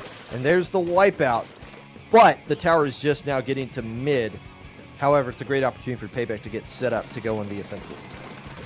Definitely is a good opportunity for it. And once again, they have that big range advantage, which is going to help out a lot here, especially when they remember to dodge the splat bomb at the absolute last second. But they remembered, so it's okay. I think Once the again, dodge great roll pick. saved them, actually. I think they did the dodge roll at the perfect time to where it deflected the damage. Otherwise, that's a dead squid for sure. Yeah. Yeah, not good to forget about a bomb right in front of you in Splatoon. First checkpoint falling. Everyone's still alive onto the board. There goes the S-Blast for Anarchy Stars. So here goes 2 players, actually, and the Booyah Bomb already thrown, so they're not going to have that. The only thing they're going to have ready to go is this reslider from Fimbrin, who's going to be loading it up any second right now, and they desperately need to hold on to the second checkpoint if they want to get the victory right here. Another player going down for Anarchy Stars as PayBack is doing all kinds of great things right now in a great position. The Tri-Strike's going to lead the way. Nothing you can do at this point. I told you. I told you. There's no such thing as a lead here. In about a minute and 30 seconds, it's over for PayBack. Completely ridiculous map. I'm glad we use it so much, but it's a completely ridiculous stage. There should be some level of lead that is safe, and to see a stage where there's just truly not is always such an adventure. And this match from hell just keeps moving on. What kind of nonsense awaits us here in Game 5 is We're PayBack. going to tower control ink blot again. Obvious. No, they won that one. They can't do that. So here's what we can't do. We can't do splat zones. Both teams have won on it. We can't do tower control. Both teams have won on it. We can't do Rainmaker because neither team wants to do it. So we're going to Clan Blitz. Wow, how times have changed. Times certainly have changed. No, we can't do splat. What are we doing here? Oh, no, I'm wrong. Why can I'm we wrong. go to zone? Because it's your most recent win you can't go to. So That's too complicated. Anarchy Stars' most recent win is tower control. So I misspoke. They can go back to splat zones. They just can't do tower control. I think the old case used to be the rules, though, Popgun. I think the Correct. rules have just changed at some point. When we were on Battlefy, that was the rules. But It was that long ago? yeah, actually, it was either December or November of last year where we did I think it was November where we did the first low ink on Cindo.ink. So we've been on this platform for over a year now, or like just at a year. Good. And it's been, oh my God, great. it has been, oh my goodness, it is. I'm never going back. If this site No. crashes, I quit. I'm not. You're not making me go back here. By the way, the replay of it's bad there. the replay of the squid roll did kind of confirm. Actually, no, I don't know. I don't know. Who Something knows? happened there. Yeah. In theory, you can dodge roll and not end up on the tower, so you never know anymore. You know those squid surge like off the wall? Yeah. Does anyone use that ever? Range blaster players every once in a blue moon. Because like a splatling, it doesn't even work. No. Like there's no. No, yeah, it's like exclusive to blasters, I think. Regardless, though, we are going into a decisive Game 5. Winner moves on to Grand Finals to take the unbeaten in matches 3 elves, 1 Santa. Both these teams have lost to that team today. Both have taken at least a game off of them as well. No comp surprises coming out from either team. Sticking with the vanilla heavy. The pencil was just a Robo Ramen thing. Riv trying to make a statement here. Yeah, which is cool to see. Not a bad Splatling map. Not a shock to see them sticking with it. And also not a shock to see 2 Dreadringers here. It is a Dreadringer friendly map to a bit of an extreme. Right now, the opening play going into PayBack's favor. They are going to get the lead, and they are going to get a great opportunity to hold on to the zone when it starts to lower, and we get a lot of extra space that can be inked up to build up some additional specials here. So we'll see what kind of lockout PayBack can create. But here comes the first reslider from Anarchy Stars. Any moment now. Yeah. Seems like PayBack's going to use theirs first, but the Reef Slider comes out. The zone is neutralized, not quite capped. There we go. And it's just the shot left up, so Anarchy Stars should be able to really start setting up here. If they should be able to, between the heavy and something else, be able to get this shot pinched and taken down. Even though it seems like it's taken 3 players to do it, and the S-Blast ran out of ink in the process. Not what you want to have to do. Now, here's my theory. Is that a good play by the Splash, or is that a bad one? Good in the sense that it drew attention, bad in the sense that now when they spawn back in, they're going to be a little bit desynced from their teammates because they're going to be spawning in way after everybody else did. Probably a bit of both. It's probably good that it drew so much attention. They probably should have tried to find the time to jump out, because I think there was one. So they could have dragged attention and then escaped, potentially. But that's a pretty big lead going over to Anarchy Stars right now. And eventually, PayBack wants to set up. And yeah, it took him a second to get that zone, all things considered. Even with the wipeout, the zone still eventually did go back into Anarchy Star, but PayBack has it right now. And penalty points all but gone at this point. It just comes down to can they get the splats. The S-Blast is gone. We start seeing some players rotating back over to the left. Here comes the Reslider, and they just don't have an answer for it at this point. And that's the frustrating thing about this tug of war. It's like, okay, your Reslider, then my Reslider, and now a great opportunity for them to start pushing up. And then Brim realizing, I'm a bit out of sync right here. Maybe I should get a Reslider ready to go, because here's one's coming immediately on top of the Booyah Bomb. We saw them use both of those specials at the same exact spot last time. But it doesn't matter, quite frankly. Where'd they go? Riv has just been shredding everyone. Where did they go? The Splatling's eating them alive. The little bit of extra range is just making such a difference on this map. It's really allowing for Anarchy Stars to take up as much space as they want, to be as dominant as they want. And now the game's pretty much over. There it is. Anarchy Stars winning this set 3-2. A long one for losers finals. The heavy Splatling has a good matchup, a fantastic matchup against the Dapples. Yes. I wonder if that's kind of what they were. I wonder if that was a cause of concern in game 1 with the pencil, to where they were like, you know what, let me go to the heavy edit here, and let me see if I can put some wave breakers down. Let me put some wave breakers down to be annoying against that Dapples. And let me also use the extended range that I can use to get some more splats on that and just kind of take the Dapples away. I wonder if that was the play, because it worked out in the end there. It did. It worked out really well for them. And I think part of it was also just realizing that PayBack's comp didn't have enough range to, quite frankly, challenge any anchor. So having a faster, more mobile one allowed them to keep up with PayBack's pace better, too. But that's going to do it for PayBack. They had a very long losers bracket run, and it got knocked out by the team that finished second place last month, looking to end their second place curse here as we move on to grand finals. That'll be coming up momentarily. We're going to take a quick break. We'll be right back here with more Splatoon action in low ink here on IPL.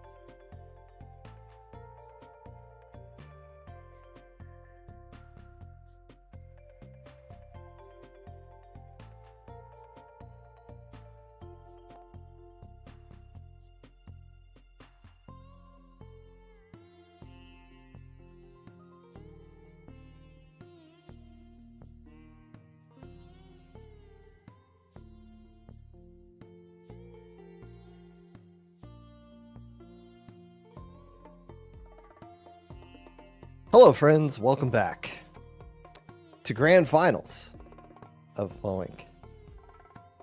Before we get into that, though, check this out.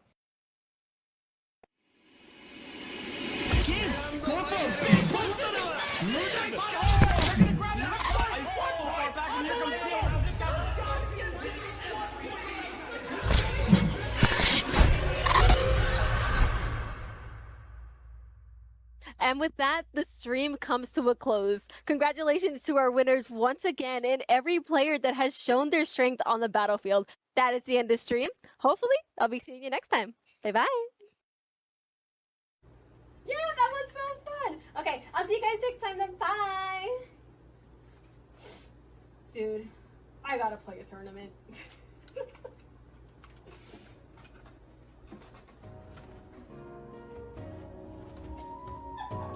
At Raise for Raices, we're taking your usual tournament and flipping the script. This time, your favorite TOs, casters, and community contributors are picking up the controller and competing in a draft tournament for charity. These are the people who help run our scene, but can they actually play the game? Of the over 140 participants from over 30 organizations, only 4 can come out on top. We're raising money for Raices Texas, a nonprofit that provides accessible legal services to immigrants and asylum seekers. By donating to their cause, you're giving direct aid to those who need it most. So here's how the draft works. Each team starts off with a captain, and let's say that's me, for example. Every player is assigned a skill level between 1 and 4, including the captains. So for my team, I'd like you, definitely need you, and let's go with you for my 4th. By the end of the draft, each team will be comprised of 1 player from each skill level. Want to know who teams up with who? Find out with us live. We'll be streaming the whole thing. The competitive Splatoon community is coming together to support a great cause, and you won't want to miss it. To keep up with the action, follow us on our socials, and join our Discord for more information on how you can donate to Raices.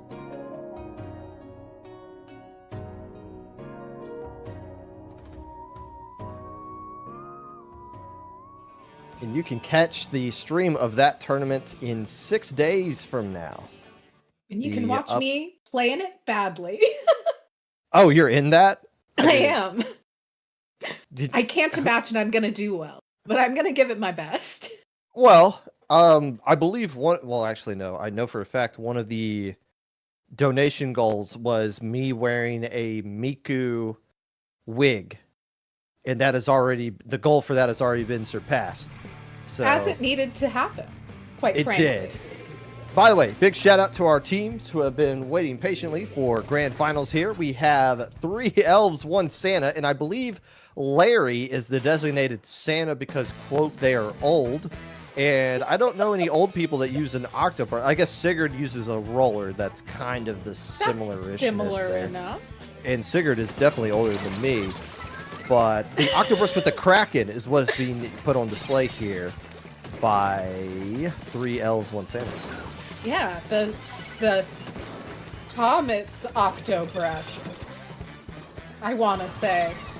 I need to restudy.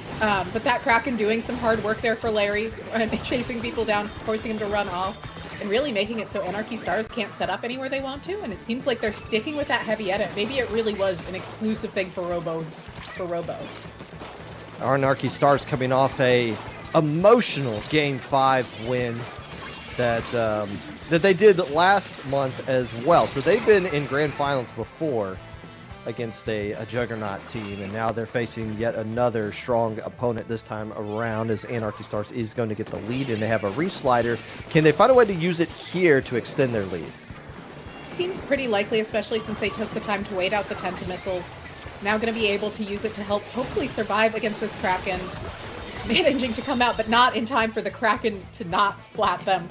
Really rough timing there for Anarchy Stars. Not enough of a lead to feel comfortable, especially when there's an Octobrush staring you down. Surviving a Kraken is almost impossible. Well, you can survive it, you just can't drag it down with you. That thing being invincible is a huge thorn for anybody that has to deal with it. Here is the zone does go back into Anarchy Stars. They do have control of the lead here. And keep in mind, this is a rematch of winners finals that went 3-1 into the favor of 3 elves, 1 Santa. So if Anarchy Stars can find a way to get a win here in Game 1, it could do a lot for them mentally heading into what would have to be a long match if they want to find a way to win this tournament. Yeah, and right now they're doing a pretty good job of playing enough together and still being far enough apart to not be easily picked off. Managing to rush this E leader down, forcing them out of position, doing a lot of work there, but the S-Blast goes down, the zone is lost. But 3 players are still up, they're still in a pretty comfy spot, the Tri-Nouveau gets cleaned up. And it's just Kiko over here, which probably is a bit of a nuisance for the Heavy, but the Blaster's given them enough of a hard time that it doesn't matter too much. There's no reason for Kiko to still be alive No. in that situation. That's I mean, the the wrong reason place they're to be. down there is because they got chased off by the wiper, and they still going to get splatted. E-later players in general have just gotten so much better at not being a damsel in distress and be able to, if not get splats, at least still kind of juke around and stay alive. And that's what makes them just so frustrating. And maybe that's just like the fact that people have been playing pencil a lot. They've gotten a little bit better at movement. But if you're going to run E-leader and you can still kind of move around like that, that's so frustrating to play against. It definitely is, and it's not a weapon you like to see to play against if you're playing a heavy. Just kind of its natural-born enemy, quite frankly. Oh yeah, this is a horrible matchup. It's really a nightmare on all levels for the heavy. Like, I respect them still playing it into this, but my god, I went through a long phase where I played a lot of heavy edit, and nothing made me sadder than seeing an E-leader. But leads still into the favor of Anarchy Stars now. They're kind of stuck in this tug-of-war situation. As long as they get the resliders, they can keep wrestling control of the zone back into their favor and putting some pressure on to the enemy player as well as they're trying to get things going here. 2 players going down, points added to Anarchy Stars' lead, but it should be 3 elves, 1 Santa who get control of things. Now it's just a question of, can Larry start pushing up? Can Larry take the fight away from the zone? That splat bomb splat is going to be massive for them. But you also got to find a way to stop this Dread Ringer. But the reslider by itself, is that enough to cap? Yeah, it is. That's nonsense. I'm sorry. Well, now the Ultra Stamp comes out, cleaning up the zone. Zone's solidly back to Anarchy Stars now. About 40 seconds left on the clock. They're in a pretty good situation. They've actually got 3 elves, 1 Santa, pretty staggered right now, which should work out pretty well for them. And again, it just comes down to can you get those resliders off in the right time. But this is a situation where you should be thinking of, let's get the KO here. Let's put the pressure on them. If we can get Larry into the zone. Yeah, you can't do anything about the Kraken. You can still take care of business against everybody else. The Kraken is out of the way. Oh. Takes away. This should still be an reef overtime. slider. Oh, no, you got to be kidding me. Gosh. There's always another Reef Slider pop gun. That's how Stones works. Because I'm sitting here saying, like, yeah, okay, we're going to overtime. Nope. But credit to Anarchy Stars for not, okay, we're not going to just sit here and wait for overtime and just do it. We have the win condition. We get the KO right here. Let's throw our resources at the zone and get the KO, even if we're not getting the splats. But man, that feels like a thing that shouldn't be a thing in this game. Like that feels like it shouldn't be that easy. Reef Slider cheese feels a little egregious, especially these days. But you want to know what we can be appreciative of? The fact that that Octobrush kit didn't exist when Kraken was so broken in Clamblet. Oh yeah, I mean, yeah, I guess there's still things you can do about it. Compared to what it used to be, compared to I'm gonna put this Kraken under the basket. What's your answer? Now, don't misinterpret what I'm trying to say here. I'm not sitting here saying that like, oh, Anarchy Stars only won because of that reslider. No, they won with the assistance of the reslider. Yes. And that's a huge dub to get right off the bat. Again, Anarchy Stars has to win 6 of these things. 3 elves, 1 Santa just has to win 3. So if you come out game 1 and just knock out one of those 6 right off the bat and put the pressure on 3 elves, 1 Santa, who's had a bit of a break and has not lost a match. Didn't they say they were going to play Fortnite? I saw somebody saying they were playing Fortnite. I don't know if it was this team. Maybe there was like a team in beta bracket that was waiting for grand finals. Somebody played Fortnite. And we will get to the bottom. We will figure out. Can somebody queue up and see who all is on Fortnite right now? It's not going to be these players. We were talking about the heavy versus E-leader matchup. And yes, that is that it's as somebody who played Hydra against E-leader a lot competitively. Not fun.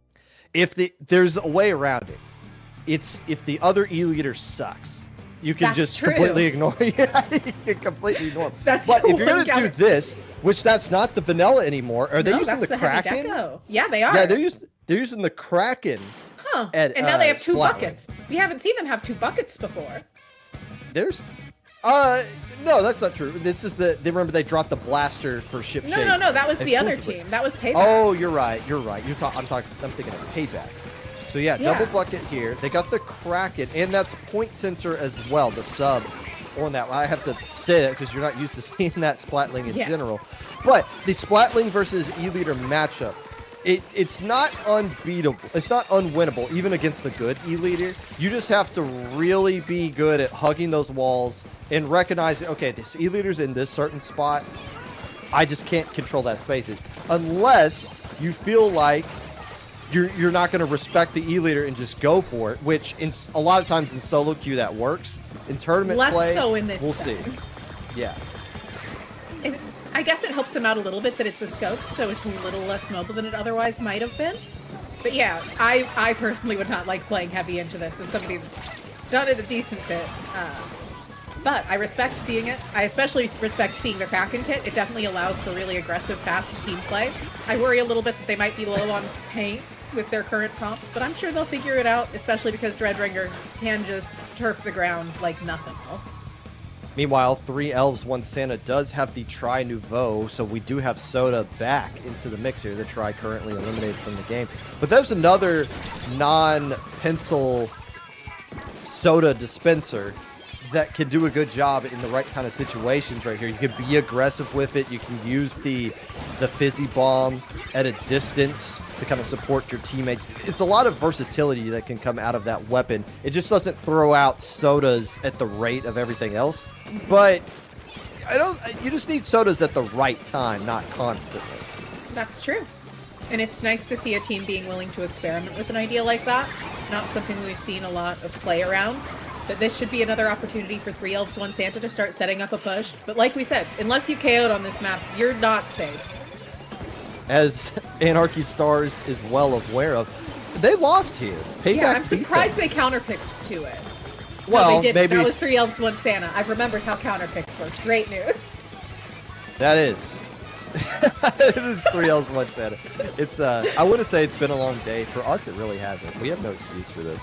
And there is no excuse for 3 Elves, 1 Santa here not to start pushing up. Oh, I don't think they meant to do that, but it works out for them anyways. Hey, I'm going to get a good little ledge camp going here with the Tri Nouveau. Here's the E-Leader basically right by the tower with a wave breaker ready to go. That will do something, I'm sure, for Surely. somebody. I do like that they're actually using the ink mines. Not necessarily the strongest sub-weapon, but definitely very annoying. Lets you quickly know where people are. Very helpful in rare circumstances. And it's nice to see that they're actually taking advantage of it. And that's a decent trade coming out of the Dreadringer, but we still see 3 Elves, 1 Santa set up really heavily on Anarchy Nova's side. And they're finally able to take out that Tri Nouveau and start trying to paint up. But they're just going to keep struggling a bit. Oh, what in the world? That's The not how E-Leader- that's supposed to work. Nerf E-Leader! Nerf E-Leader! That's... We're in Oh, Splatoon 1? man. This is news It's to now, me. it's now destroying Krakens at this point. That's Yeah, it's only doesn't supposed to seem- be able to do that, But- knocking them off the map. But that's also just the problem. Okay, that was ridiculous. But the problem once again with E-Leader versus Splatling is the Splatling player was just in a situation where it's like, okay, I can't go anywhere. I'm even getting bombed from the side. I have to panic use Kraken and just hope it does something. And the E-Leader had other plans for it. Meanwhile, Larry, aka Santa, in this scenario, isn't going to use their Kraken either because there's all kinds of explosions going around. But this is still working out for 3 Elves, 1 Santa because they have the lead right here. But keep in mind, Mox, they haven't even gotten to that second checkpoint. So we're basically tied as far as checkpoints is concerned. Yeah. Yeah, we really are. It's not an ideal situation. But that being said, Anarchy Stars has really not found any footing throughout this game. They have a Kraken ready. That's the only special they have to really play with, especially now that we're seeing their Stamper going down. Missiles are out, making it hard for them to move. And now there's the Wavebreaker. I'm less concerned about the Wavebreaker. But they need to find a way to start making a push at all, especially because Kraken is a very good GG special, quite frankly. Kraken is ready to go from both sides, but there's not going to be much to go with on top of it. Here comes Larry trying to bull rush. The Splatling wisely decides to back off here. That Booyah Bomb desperate to try to get the splat on Larry. It ultimately works out. But here comes Adley in the perfect position with the Frozen Pro to clean up onto the tower. We're tied at 1 apiece. Interesting shape game. I will say the nice thing about winning the first game of the set is it puts you at a counterpick advantage for the rest of it. So that's a really strong thing here going for Anarchy Stars if they can do their counterpicks correctly. If only. That's all it comes down to. Just do your counter picks correctly. just don't shoot yourself in the foot. It's so easy. You also played against this team before, so you have like a sense of what kind of works out for you and what doesn't. Here, let me just kind of revisit the maps from last time. Splat zones at Barnacle and Dime, that was won by Santa. Splat zones at Hagglefish, won by Santa. Splat zones Robo Ramen, that was won by Anarchy. Tower Control Ship Shape, that was won by 3 Elves, won Santa, which is the team that just counterpicked this. So that's why they counterpicked it. Hey, we beat you here last time. Although it's hard to beat a team twice on the same stage and mode, they were able to do it here. So now the question is, do they counter... Well, no, they can't counterpick Splat Zones Robin because that's their most recent mode win. So Anarchy Stars is going to have to come up with something different from what they've been throwing at 3 Elves, 1 Santa in the last match. Yeah, and it doesn't necessarily seem like tower control is their strongest mode, so I wouldn't be shocked to see a Clan Blitz or Rainmaker come out here. I'd be a little surprised just because after seeing Super Jump last week really scarred me. Seeing Inkblot TC 2 times in a row, I don't trust teams anymore, quite frankly. But I'd like to believe that maybe they'll consider a different mode. Oh, and we are. Very Clan exciting. Blitz at Umami Ruins. I believe this is a new addition to our map list. I think this was one of those things where like, why is this not in here already? Yeah. So we're able to add that one in, and now it is getting counterpicked here in Grand Finals. Again, this is a new mode between these two teams. This is what, the third game. This is game number 7 between these two teams today. I'm going to do a quick little check to see. They might have played each other yesterday as well. We just had one Swiss group. So I'll check on that real quick. Yeah, definitely always interesting to see Umami clams too, especially with that Octobrush in play. Once again, so glad that Octobrush couldn't be in play in the past. Because Kraken used to be a complete demon on this map and exists in my nightmares still of thinking about people jumping power clams in, and the fact that if Octobrush had existed with this kit then, life would have been worse, actually. These teams did not play each other yesterday, but what is kind of interesting is that 3 Elves, 1 Santa, while they went 6-0 yesterday, they finished 2-1 4 times. Wow. So in 4 of the matches they won, they very easily could have lost had they not taken care of business. The only team to beat Anarchy Stars yesterday was no Creith No Bow, who we saw a little bit earlier. In fact, they swept them yesterday here. Winner of Game 3 going to be in huge position to win this one, whether it's the whole tournament or forcing a bracket reset. We'll see how things load out here for both teams. Is that what I think it is? Is that the Big Oscar, Swig? I hate to break it to you. This is not the game that will do that. That's the Big Swig. That is the Big Swig. Yes. Why? I can't answer that. What? I don't know why you would ever use it. It deeply confuses me. But good for mango, I guess. And do not come into chat and tell me, hold on, let them cook. No.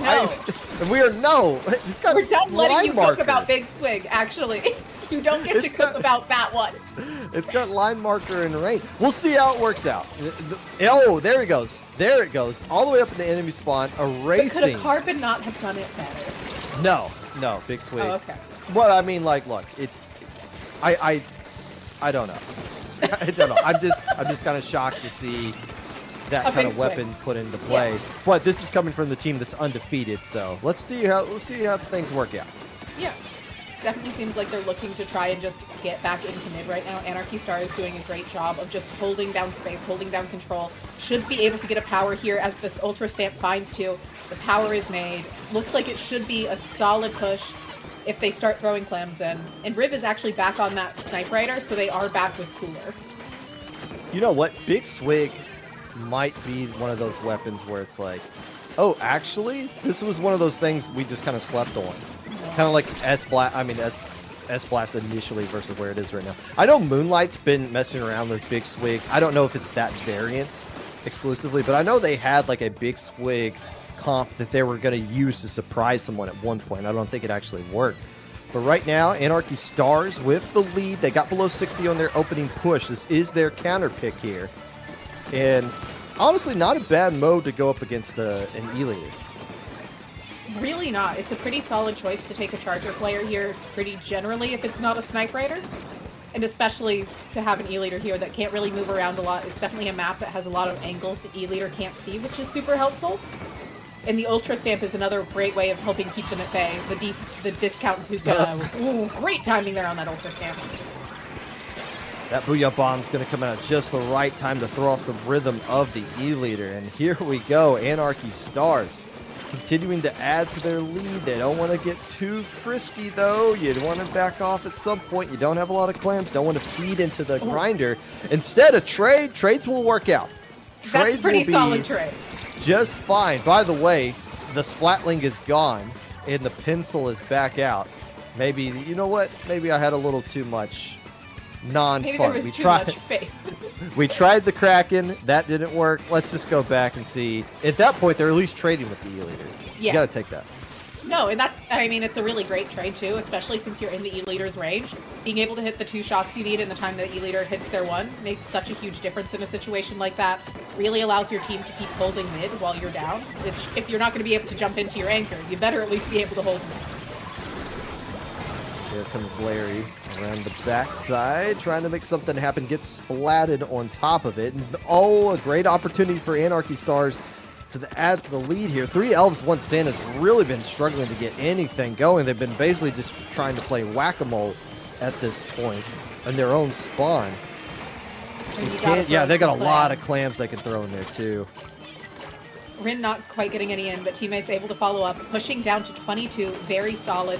Not a lot else to go with right now, but Rin pushing forward, holding these really aggressive angles, which I love to see. Didn't quite win that fight, but worth going for in this situation for them. They've got 6 clams on the board. They just need to try and get them in. Down to 10, just 4 clams to win it, but they're not going to keep rushing in, which is a great choice to see. Jumps will come in here to Fem Rin, and that'll be fantastic. 1 minute left to go. 3 elves, 1 Santa. Just now starting to realize, hey, there's a mid in this map? I didn't know this place existed. Actually, that's not true. Mango was pushed way up a little bit earlier. Yeah. But they've been having a lot of difficulty reaching that same spot that they were in the minute point. They do have a power clam ready to go. The Big Swig does have some other clams built up, so they have all the resources necessary. Larry doing a break dance in the base. That is a delayed wipeout. And Mango wisely throwing in clams one at a time, not making a power clam. Got to get the most value. You basically got to get a lead on this push right here. And that's going to be difficult to do considering 2 players got eliminated. So now you got to back off. Is that a mercy clam they have in their basket? I think they have to make a clam to get to overtime. No, they'll have it even with the mercy clam. As long as you have any clam, you get overtime. So they are going to have the resources necessary here. They got a lot of clams built up here. The S-Blast going down. It's that hammer. Can that hammer shut down this push before it gets going? I'm unconvinced. It's a little bit early to me, but it seems like I was wrong. And that's fine. Non-believer. Shun the non-believer. That's fine. I'm happy to be wrong. I love to be proven wrong about things like this. And Anarchy Stars coming in from the loser side. 1 game away now from forcing a bracket reset. A dominant win against the undefeated 3 elves, 1 Santa. They're going to get on the naughty list. They keep playing like this. They will. I'm really curious to see what 3 elves, 1 Santa does here. I wouldn't be shocked to see them take us back to zones because their last win was tower control, so that's an option. I would be a little surprised to see a Rainmaker from them since it seems like they're less comfortable on non-tower control, non-zones modes, which is not uncommon to see. So I'm taking a look here at some... They haven't made a lot of counter picks all day long. Makes sense, makes sense. Santa.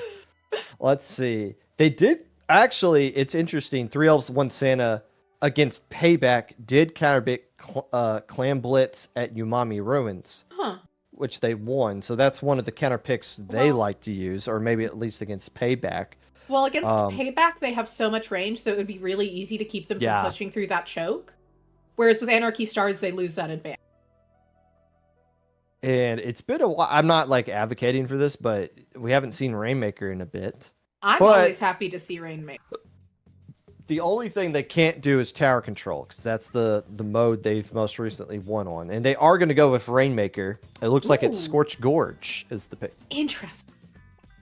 I like that. I think that's very interesting. I wonder if we'll see a vacuum come out here, just because it is such a good... I mean, we've been seeing it more and more in Rainmaker in general, and it's such a particularly good map for it. Once you reach certain points, you can really brute force a lot here. Rainmaker Scorch Gorge. If Anarchy Stars finds a way to win this one, we are going to reset the bracket and we're going to do another best of 5.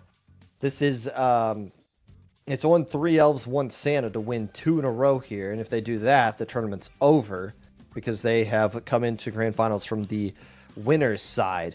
I like how Riv has used 3 different weapons throughout this set so far. And I wonder if they found something like, okay, I didn't want to use the pencil, but we've been talking about the E-Leader matchup, and it just gives them... And, you know, you can't undersell the value of Soda, although they've been doing just fine without it, obviously. Yeah, it doesn't hurt to have, though. It definitely is allowing them to pick up their pace a bit. It allows them especially for Rainmaker, too. Exactly. Well, and especially when you're playing, like, a pencil or a heavy edit, you're able to keep so much space held down while allowing those jump-ins like we were seeing them do with heavy. And it really should enable their team to play kind of ridiculously quick.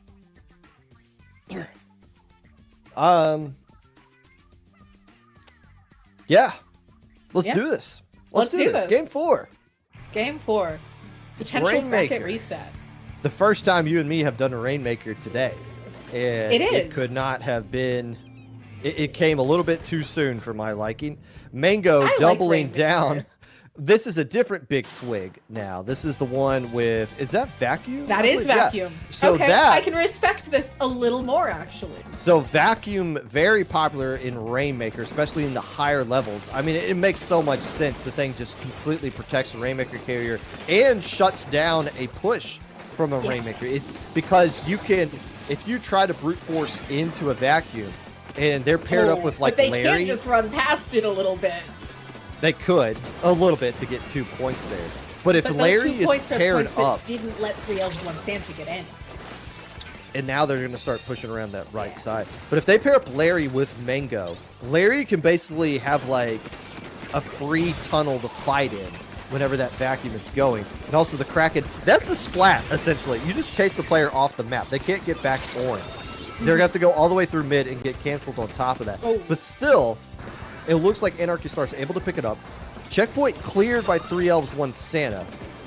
And an interesting spot to have it dropped in.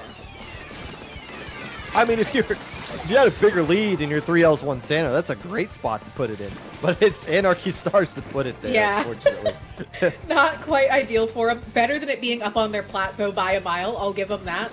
I'm glad they chose to move it rather than just leaving it there. Definitely was not a good time to let it just reset. Wait, did it get popped? Can we take a look at that? Oh, they did. Like I thought the E-Leader was just poking it. I thought they were going to stall that out for 4 minutes. I thought, but no, the Rainmaker surely not. That would, no, they wouldn't do that to us. If they did that, we would have just given them game 5. Like, like you win 2 games for that. But no, instead the Rainmaker does reset, and we're back to square one. Oh yeah, if they make a and you're back to spawn. You're back to spawn. The vacuum comes out at a bit of an interesting time, not going to allow for much of a push, but definitely prevented anything else from happening. Larry getting chased away, Rainmaker gets popped, they're going to start pushing again. No checkpoint to clear this time, but Anarchy Stars is very ready for it and saying, no, you don't get to come through for free. Count them, 2 points scored by Anarchy Stars so far, and they've yet to grab the Rainmakers. We now approach the halfway mark, but if Fimbrim can get another splat, which they do on the E-Leader, that checkpoint is going to fall, and that should be the lead, because all they can do is pop it and like nudge it forward. The question is going to be, are they going to hit the home run on this push? Because the vacuum is going to at least slow things down. Oh, interesting. The vacuum was a little early, but it didn't quite matter because Anarchy Stars didn't wait half an extra second to essentially breathe, and you gotta remember to breathe, sadly. Well, I think their mindset was just get lead.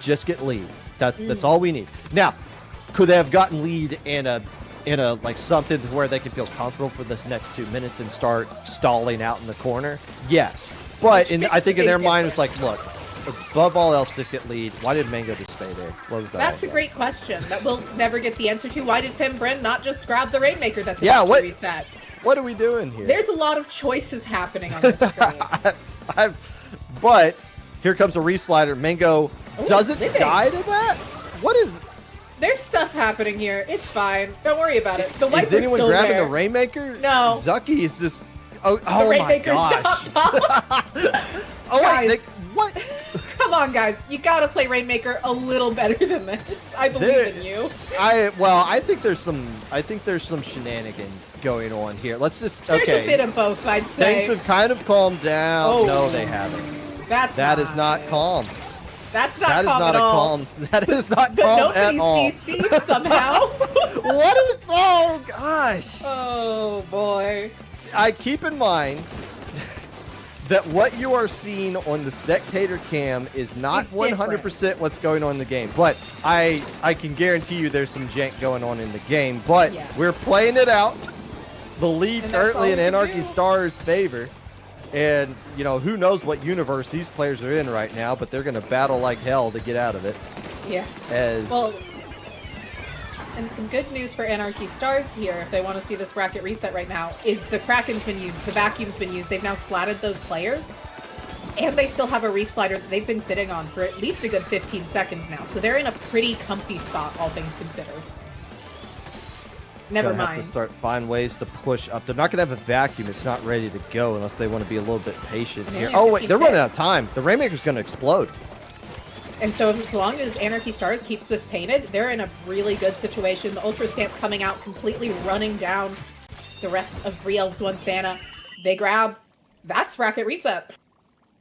There's nothing. There's not like an ideal situation for 3 Elves, 1 Senate in there, but I think like the right play would have just been, let's let them splat the Rainmaker Yeah. with like 10 seconds left, so we have enough time to like pop it and get another chance at it. But I mean, there's none of those are ideal at all, and that's I credit will to say yes. that they used their vacuum really, really early. Like, they had nobody pushed up in front of mid yet, and holding on to that at all might have made a really big difference there. And it ended up working out for Anarchy Stars. Mhm. 3 Elves, 1 Santa taking their first L of the entire weekend. They have officially lost the set. So we don't have any undefeated teams left in this tournament. And Anarchy Stars has now flipped it back to a best of 5 for the entire tournament. Game 1's going to be Splat Zones at Robo. Which is very exciting to see. I imagine that we'll see the pencil sticking around at this point. It seems like they've landed on it and are enjoying it against the E-Leader compared to a Splatling, which can't blame them there. And now everything goes back to normal here. And game 1's going to be critical. Hugely important for both teams, especially more so for 3 Elves, 1 Santa. I mean, this feels like a hypothetical must win. You've lost 2 in a row. You lost game 1 in the last set. Yeah, they're kind of Against having an the FT team- win moment. Well, yeah. Well, if that's the case, they're going to lose this Yeah, well, again because FT win once they get bracket reset. It's not been pretty. they've been having a bad time with that lately. So here we go. Both teams readying up really quickly. I think they're ready to Okay. get this going. They've been playing as much as Splatoon for everyone long else. enough today. This is hour number 4 of this tournament. You know, for a bracket reset, That's 4.5 pretty quick. hours. Not too shabby. Barring any shenanigans here. But Splat Zones, Robo Ramen going into game 1 of the bracket reset. Whoever wins this set is the champion of December. Double buckets coming back out. We're using the swig yet again. Go sticking with the vacuum this time around. And once I kind again, of thought they'd switch to the splashdown one at this point. if they, just to get the whole swig Yeah, just variant. well, and I mean it's a great way to force cap on this zone. They don't have a lot of other things to do that with, especially considering that we're seeing Anarchy Stars out here with the Reef Slider. Just makes a big difference to have something that can force cap in return. Hadley starting to push up right here, trying to get a splat onto the pencil. Says that's not going to happen, but you can't forget about it. Riv is always going to be going. What's going on, Riv? Gosh. You okay, Riv? Here we Riv. go. Here we go. There's events happening. Sure, I guess. Yeah, that's how a zone cap usually looks. Don't worry about it. Well, while that's going on, the zone does go back into Anarchy Stars, and we are moving on. We are. We're And there's just a moving Zipcaster on. that gets shut down before it even gets popped, which is great for Anarchy Stars. Should allow them to start making a difference. Great pick there from Kiko. Shutting down that Stamper is going to be absolutely huge here. And what are we? Okay, I'm just trying to figure out Yeah. what the scenario is for both teams to try to get back into control of things right here. The pencil's gone. Actually, everybody's gone. Everybody's gone. From We have the Trip Anarchy Strikes Stars. The stars have set, at least for now. Trip Strikes are ready to go. And it's a question of, with 3 elves, 1 Santa, do you want to start pushing up? Do you want to try to, like, get those splats, or do you just want to wait for them to build up everything that they need? You're going to get lead here, regardless. That's definitely going to happen. And you got Vacuum to work with as well to kind of slow down things. But the Zipcaster is not, yeah, that's perfectly used Zipcaster right Yeah. there. Nobody got splatted, but the Vacuum had to just start retreating. So the Vacuum not getting the value it wanted. The good news for Mango is they're still alive. They can Yeah. still kind of throw down splash walls to help out their teammates. Exactly. Well, and the other, like, the Stamper being the one with Zipcaster doing that is also, like, the perfect weapon to torment them, essentially. Because, quite frankly, Stamper doesn't care about your back. Oh. And neither does Reef Slider. Yeah, the one problem with Vacuum is melee weapons, Yes. which makes sense. And, well, when you don't have to vacuum, everything else is a problem you got to deal with. But lead flipping back into Anarchy Stars. No penalty points they got to deal with. We're just now crossing the halfway mark. No reslider available for the Anarchy Stars, but here comes a vacuum push coming out here. Larry, oh, that's a huge splat. They really need Larry to help them out here. Booyah Bomb can be thrown, but can they even get to the zone? Yes. Oh, Just barely, but not enough to cap it. The Reef Slider's out. Mango gets picked off. And that's a rough one to be in, but Larry's trying to paint. That's going to manages hang to. on. I really don't like that Booyah Bomb and the Ink Vac shot being thrown at the same exact spot. If the Booyah Bomb, just some coordination. Hey, I got the front zone, you get the back. That would have instantly capped it. Yeah. But they're still alive. They're still alive. Not if the Stamper has anything to say about it, though. Mango managing to hold on for a few extra seconds, but the Reef Slider coming out, forcing the E-Leader to drop. Not what you want to do when you're an E-Leader. They get forced to jump back. And now we're seeing Anarchy Stars fully set up in their base. Gonna be able to try and put out a lot here as the Wave Breaker's at the ready. Don't know how useful that'll be for them. A lot of splats starting to fall into 3 elves 1 Santa's favor as they need to find a way to just get them all racked up at the same exact time, because they can't just get control zone. Like, yeah, they get it right here. Looks what's coming. There's Where's another the Reef Slider? Slider. Oh, Where'd they it go? didn't reach the zone. Yeah, where? They got stuck on the ledge right below the zone. I set it up perfectly. Like, here comes It- Reslider, but no, it's stuck. Sometimes you get stuck a little bit, but we have Trip Strikes at the ready. We have Zipcaster at the ready. We're still in a pretty good spot here for Larry Anarchy down Stars. again. Yeah. I mean, Anarchy Stars with, has just found their groove, it feels like. with the comp that they have, and the vacuum is great. It's just not being used in conjunction with anybody else. Like, right now, it's just being used by the E-Layer. If they can use the vacuum to get Larry into these positions that they need, or Larry can just get them there themselves, getting That's the true. splat onto the pencil. But if they could just combo the vacuum with Larry, or combo the Booyah Bomb with the vac shots, like there's not a lot of team coordination going on right now with 3 elves 1 Santa, and that's kind of been the difference. If they can lock in and get it right here, they got the vacuum ready to go and a Zipcaster. What can they do with it? A good bit, but there's triple Ink Strike and a Reef Slider. So right now we're in a position where Anarchy Stars can force things pretty well even when the vacuum gets used. Neither of those specials will stop painting because of a vacuum, so it's just a free cap. They all had to push up though, Yeah. because No, like they what? did. Well, it seemed like just Larry was going there, trying to make something happen with the Zipcaster. Because I mean, Mango was hanging back with the vacuum, but you can't vacuum a Reslider and Ink Strikes. Like, as soon as those specials got deployed, it's GG. So you got to just take them out beforehand. So just a little bit of a desync from 3 elves 1 Santa, and they're going to have to figure that out in the next, I mean, they're going to have to figure it out next game. I don't, at the rate this is going, they basically have to win the next game.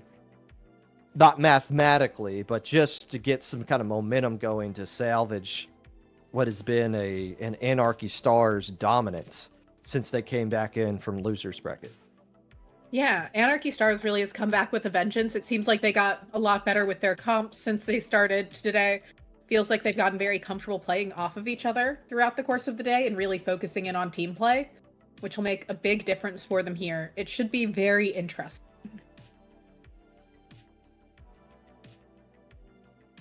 By the way, I am switching my headphones real quick, so Nox, you keep talking. Okay, completely understandable. We're going to be seeing TC shipshape again. Not surprising after how well it went for 3 Elves, 1 Santa last time. Not a surprising pick from them. But it'll be interesting to see if we see any good counterplay coming out here from Anarchy Stars. Definitely a team that has the potential to figure this map out, but we have not seen a lot get pulled on from them here. It'll be an adventure to see if there's any major weapons. Oh, we've switched, actually. My apologies. We're doing Rainmaker Undertow instead, which will be an interesting adventure. I'm intrigued to see how the vacuum does here. It should be the right map mode for it. It should be the right setting for it. But they haven't been using it at good times lately. So this set has been going on. I forgot to charge my headphones today. And I was like, okay, well, maybe if 3 Elves 1 Santa wins, I won't have to switch headphones. Yeah. But now, Now we're in you a bracket. definitely do. We're in a bracket reset. So headphones back out in Rainmaker Undertow. Mm-hmm. I'm genuinely shocked. It's been this long since we've seen it being picked. But here we are. And who picked this? 3 Elves 1 Santa? Yeah, I think they're really wanting to try and force a back strategy to pay off for them here. Which, like, I get. They're just not using them well enough for me to believe in them on it, quite frankly. Yeah, I mean, in all it takes is someone in that VC just to calm everybody down, get back on the same page, and start shot calling. What they really need right now is just some good, solid shot calling and everybody else reacting to what the vocal leader in the VC is getting everybody on the same page to do. Yeah. So, and that's got to be Santa in this case, right? I mean, that's It, like, has to be. the Or hierarchy the of the Christmas hierarchy. I'm pretty sure that's how that's supposed to work out. So Santa's got to get the reindeer in tow here, or undertow's not going to last very long, and this might be another win coming out for the Anarchy Stars. Definitely could be. We are seeing that Kraken kit come back out from Larry. Not a surprise to see the vac sticking around here from Mango. I'm just unconvinced that it's going to work out that well for him with how they've been timing things, but I'd love to be proven wrong. One splat early going down from the side of Anarchy Stars, and here comes the vacuum. Yet again, just trying to like clear out this area, but yeah, I sound like a broken. With it. I just want to see Larry go into the vacuum. I want to see him just. I'd even be happy to see the pro do it at this point. Just somebody. Yeah. Because they got the right idea. Like you said, it's just not being able to be executed. Okay, Riv. But Riv Fair able enough, to Riv. use the range and get the fall off. Oh. The The very forbidden nice spot pencil there. fall off. As the pencil's able to get a nice double, and Ultra Stamp getting canceled as well here. And 3 Elves 1 Santa trying to hold on to this 2-point lead. Oh, and there it goes. There it goes. As we're now seeing Anarchy Stars looking to try and break this left checkpoint. I like that they're going for the left since the E-leader was on the right. Nice to see them clearing it. Surprised they didn't go down to those missiles at first, in all honesty. Checkpoint does fall. However, 3 Elves 1 Santa does get the wipeout, but mission accomplished for Anarchy Stars. You don't hit the home run, but you get the checkpoint out of the way. Kind of what you were talking about, Nox, the positioning, recognizing where you needed to go. And that's the first time where we saw the value that the vacuum can bring. Yes. We could immediately go to the right. It's right next to where the Rainmaker spawned. We can go there quickly, and if we just put the vacuum over it, there's nothing they can do about it. Easy checkpoint clear. Probably 3 Elves 1 Santa. Yeah, nice to see the vac finally being used as it's intended to in Rainmaker. It's definitely not the easiest thing ever to learn the timing for, so especially if it's something they integrated more recently. Super understandable. The potential for it is just so high that it's frustrating to see it not quite work out.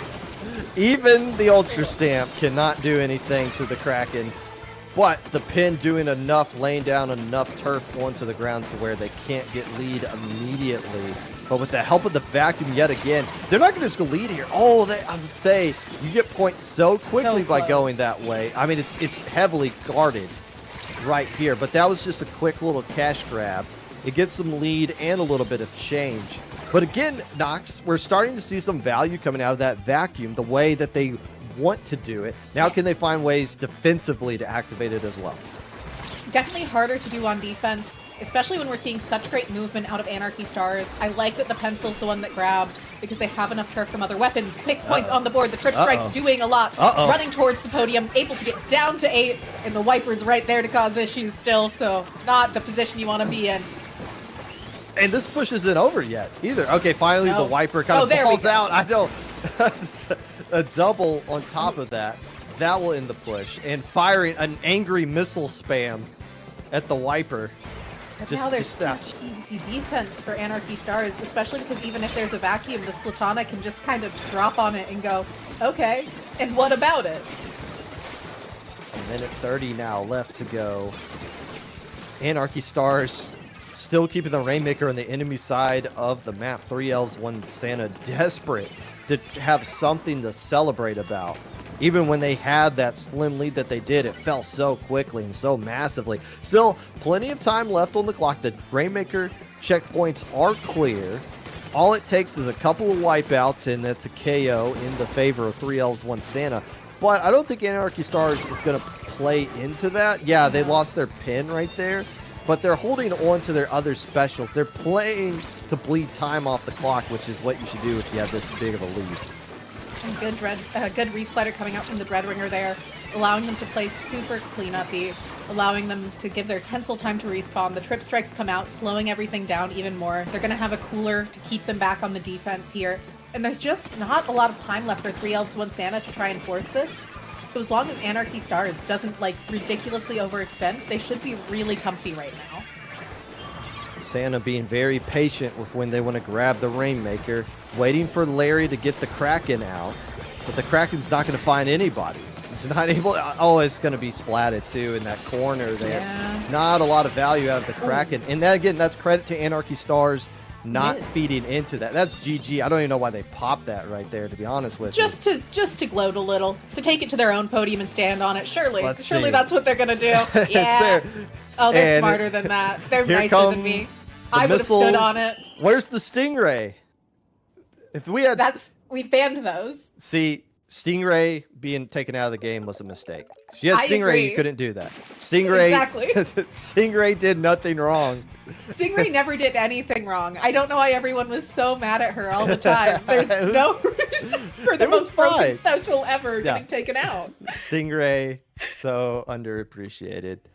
Was not used for the game's entire lifespan after the one day on launch when it was the weakest thing ever. After they nerfed it like 5 times in a row and it still didn't do. It still didn't take it away. Well, so as a quick history of Stingray, a very brief one, was the weakest special probably ever. Then they went, oh, we gotta fix that. And they overcorrected just a bit. Just a little bit. A team that hasn't been overcorrecting. 3 elves, 1 Santa. They've lost what, 4 in a row now? Something like that. They only won 1 game in the last set, and they've dropped the first 2 here. So Anarchy Stars, we've been saying, oh, they got to win 6 of these. It's going to take forever. They're 5-1. They're pretty comfy right now. And if 3 elves, 1 Santa were to get the win here in game 3. They have to beat Anarchy Stars on 2 of their counter picks. And the only thing Anarchy Stars can't do is go to Rainmaker, which I don't think they would care about anyways. So, so this is okay, look. 3 elves, 1 Santa, 1 game at a time. All you got to focus on is game 3. There is no tomorrow. You'll deal with game 4 when that shows up. So this is the best counter pick we could possibly throw at you that you have no hopes of beating us on. It is Clan Blitz at Umami Ruins. That's which is such a choice. Oh, wait, no. I'm looking at... I didn't update Okay, my that's thing good. here. That was I'm still on my account. I'm still stuck on the last one, so they don't have a Yeah. counter pick. I was about to say it would have made sense because they've picked it before, not against Anarchy Stars. That would have made no sense because the No. Anarchy Stars counter picked it and won. So we're I still would- waiting on that counter pick. Kind of expect to see TC come out from them here because they haven't lost on TC against Anarchy Stars yet. And they're desperate. Tower control ship shape. They've beaten them twice there. Yeah. But that's still like beating a team 3 times on a map like I would that almost is- expect them to drag them to Ink Blot because we've seen Anarchy Stars struggle there. Oh, and the teams we saw like a little bit of like a celebration at the end from Anarchy Stars. They actually apologized in the chat. You shouldn't apologize for that. You're right. Yeah, I was like, we're good. Everybody's good. Let's play on. What we need is a counter pick, and they are Yeah. going to try to go for the trifecta. Tower control ship shape. Okay. That's what a bold is- move.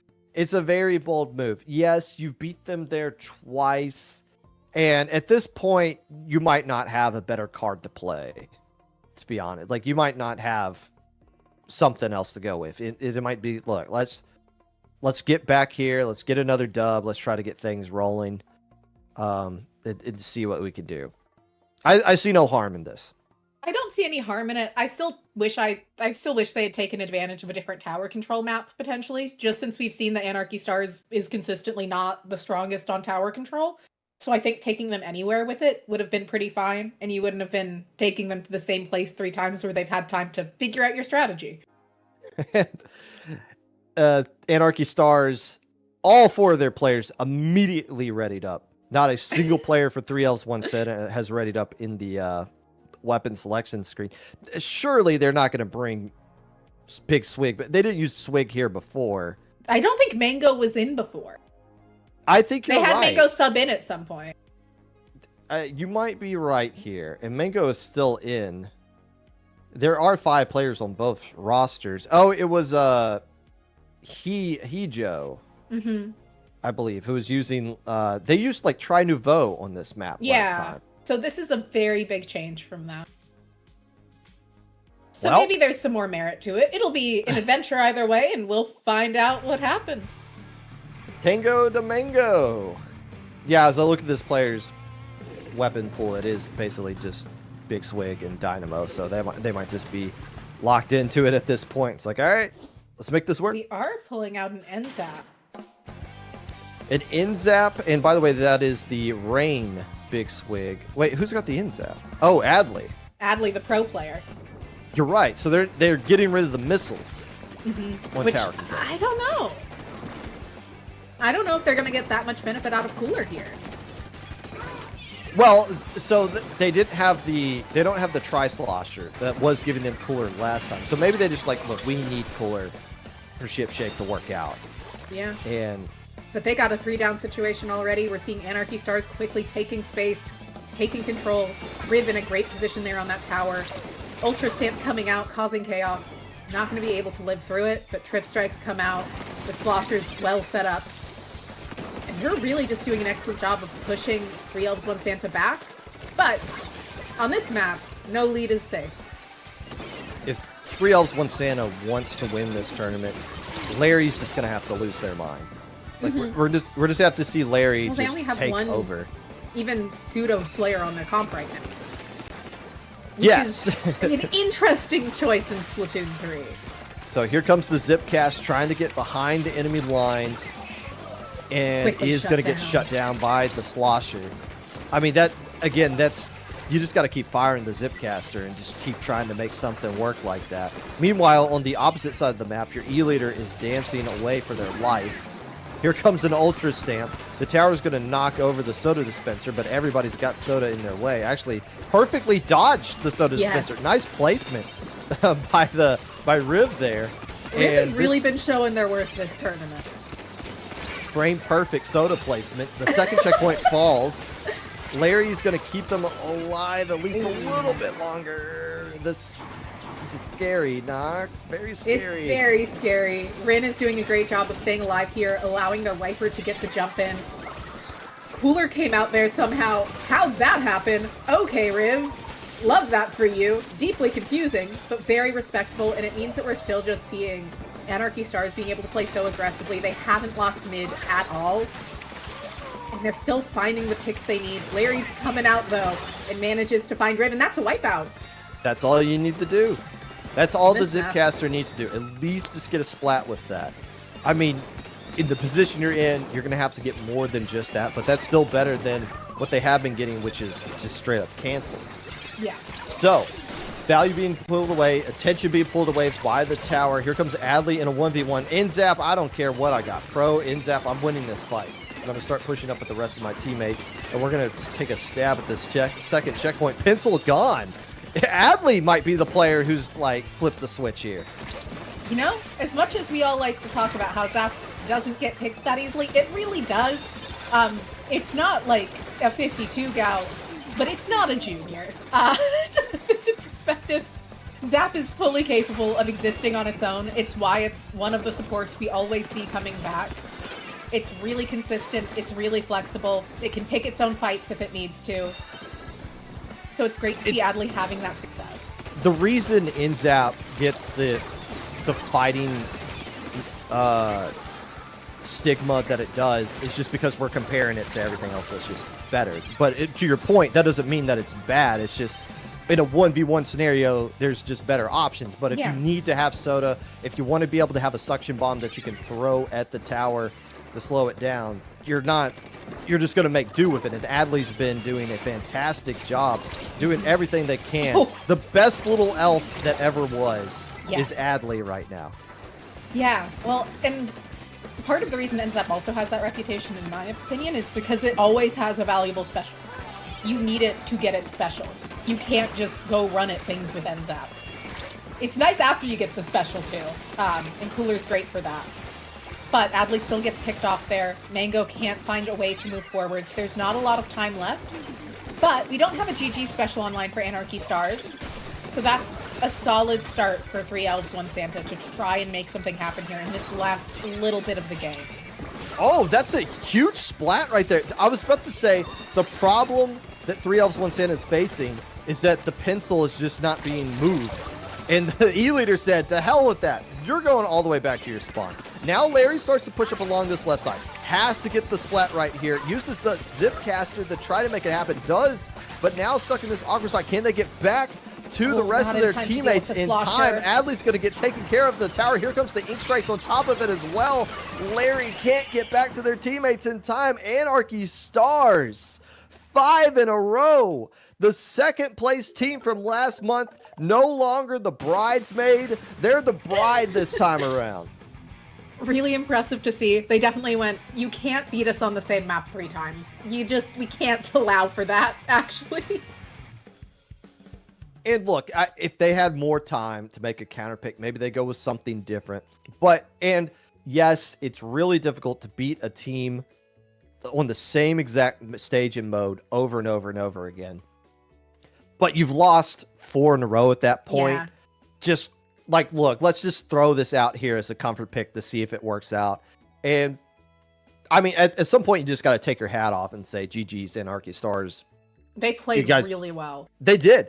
They played, and I think 3 Elves, 1 Santa kind of lost their identity a bit. I think some of the losses compounded on them. I don't want to say mentally, but in just how it affects your play style. Okay, we can't get back into that rhythm that we had, and Anarchy Stars just took advantage of that.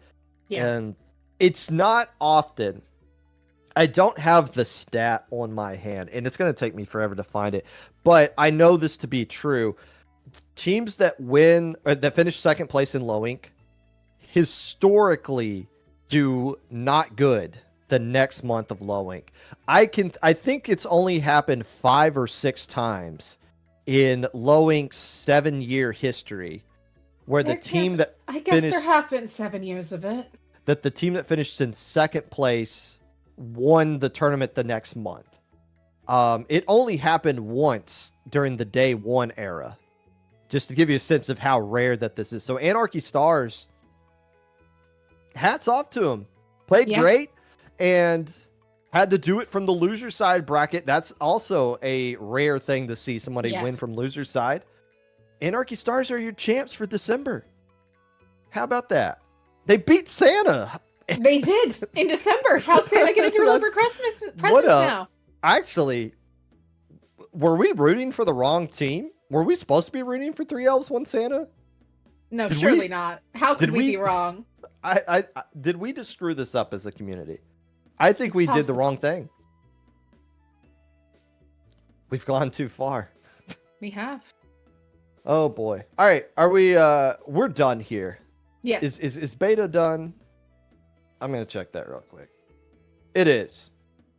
Runny Runners. Okay, that was the team that said they were going to play Fortnite, so that makes sense. Runny Runners, they win beta bracket. And we're done here. So let's start wrapping this sucker up. Nox, where can people find you? You can find me on Blue Sky, Twitch, and YouTube at Noxervin42. And you can find me not shoveling the snow because I did that last night. My driveway is cleared despite the 5.5 inches of snow that we got last night. You can find me on the podcast tomorrow. We're going to be talking about Low Ink today and whatever's going on in the Splatoon 3 North American League playoffs, which I'm sure a lot of you are going to be switching over your viewership to right now. So we're going to wrap this up. From all of us here behind the scenes at IPL, the head TOs for this event, Hoenn Hero, Brush, and myself, our lovely and talented producer behind the streams today, Ink Fairer, and all of our staff, we thank you for watching, playing, and participating in this month of Low Ink. We will be back in the next year with more editions of Low Ink. Until then, have a good night. Enjoy the rest of the playoffs, and we'll see you in that. And we're ending the stream. Good night.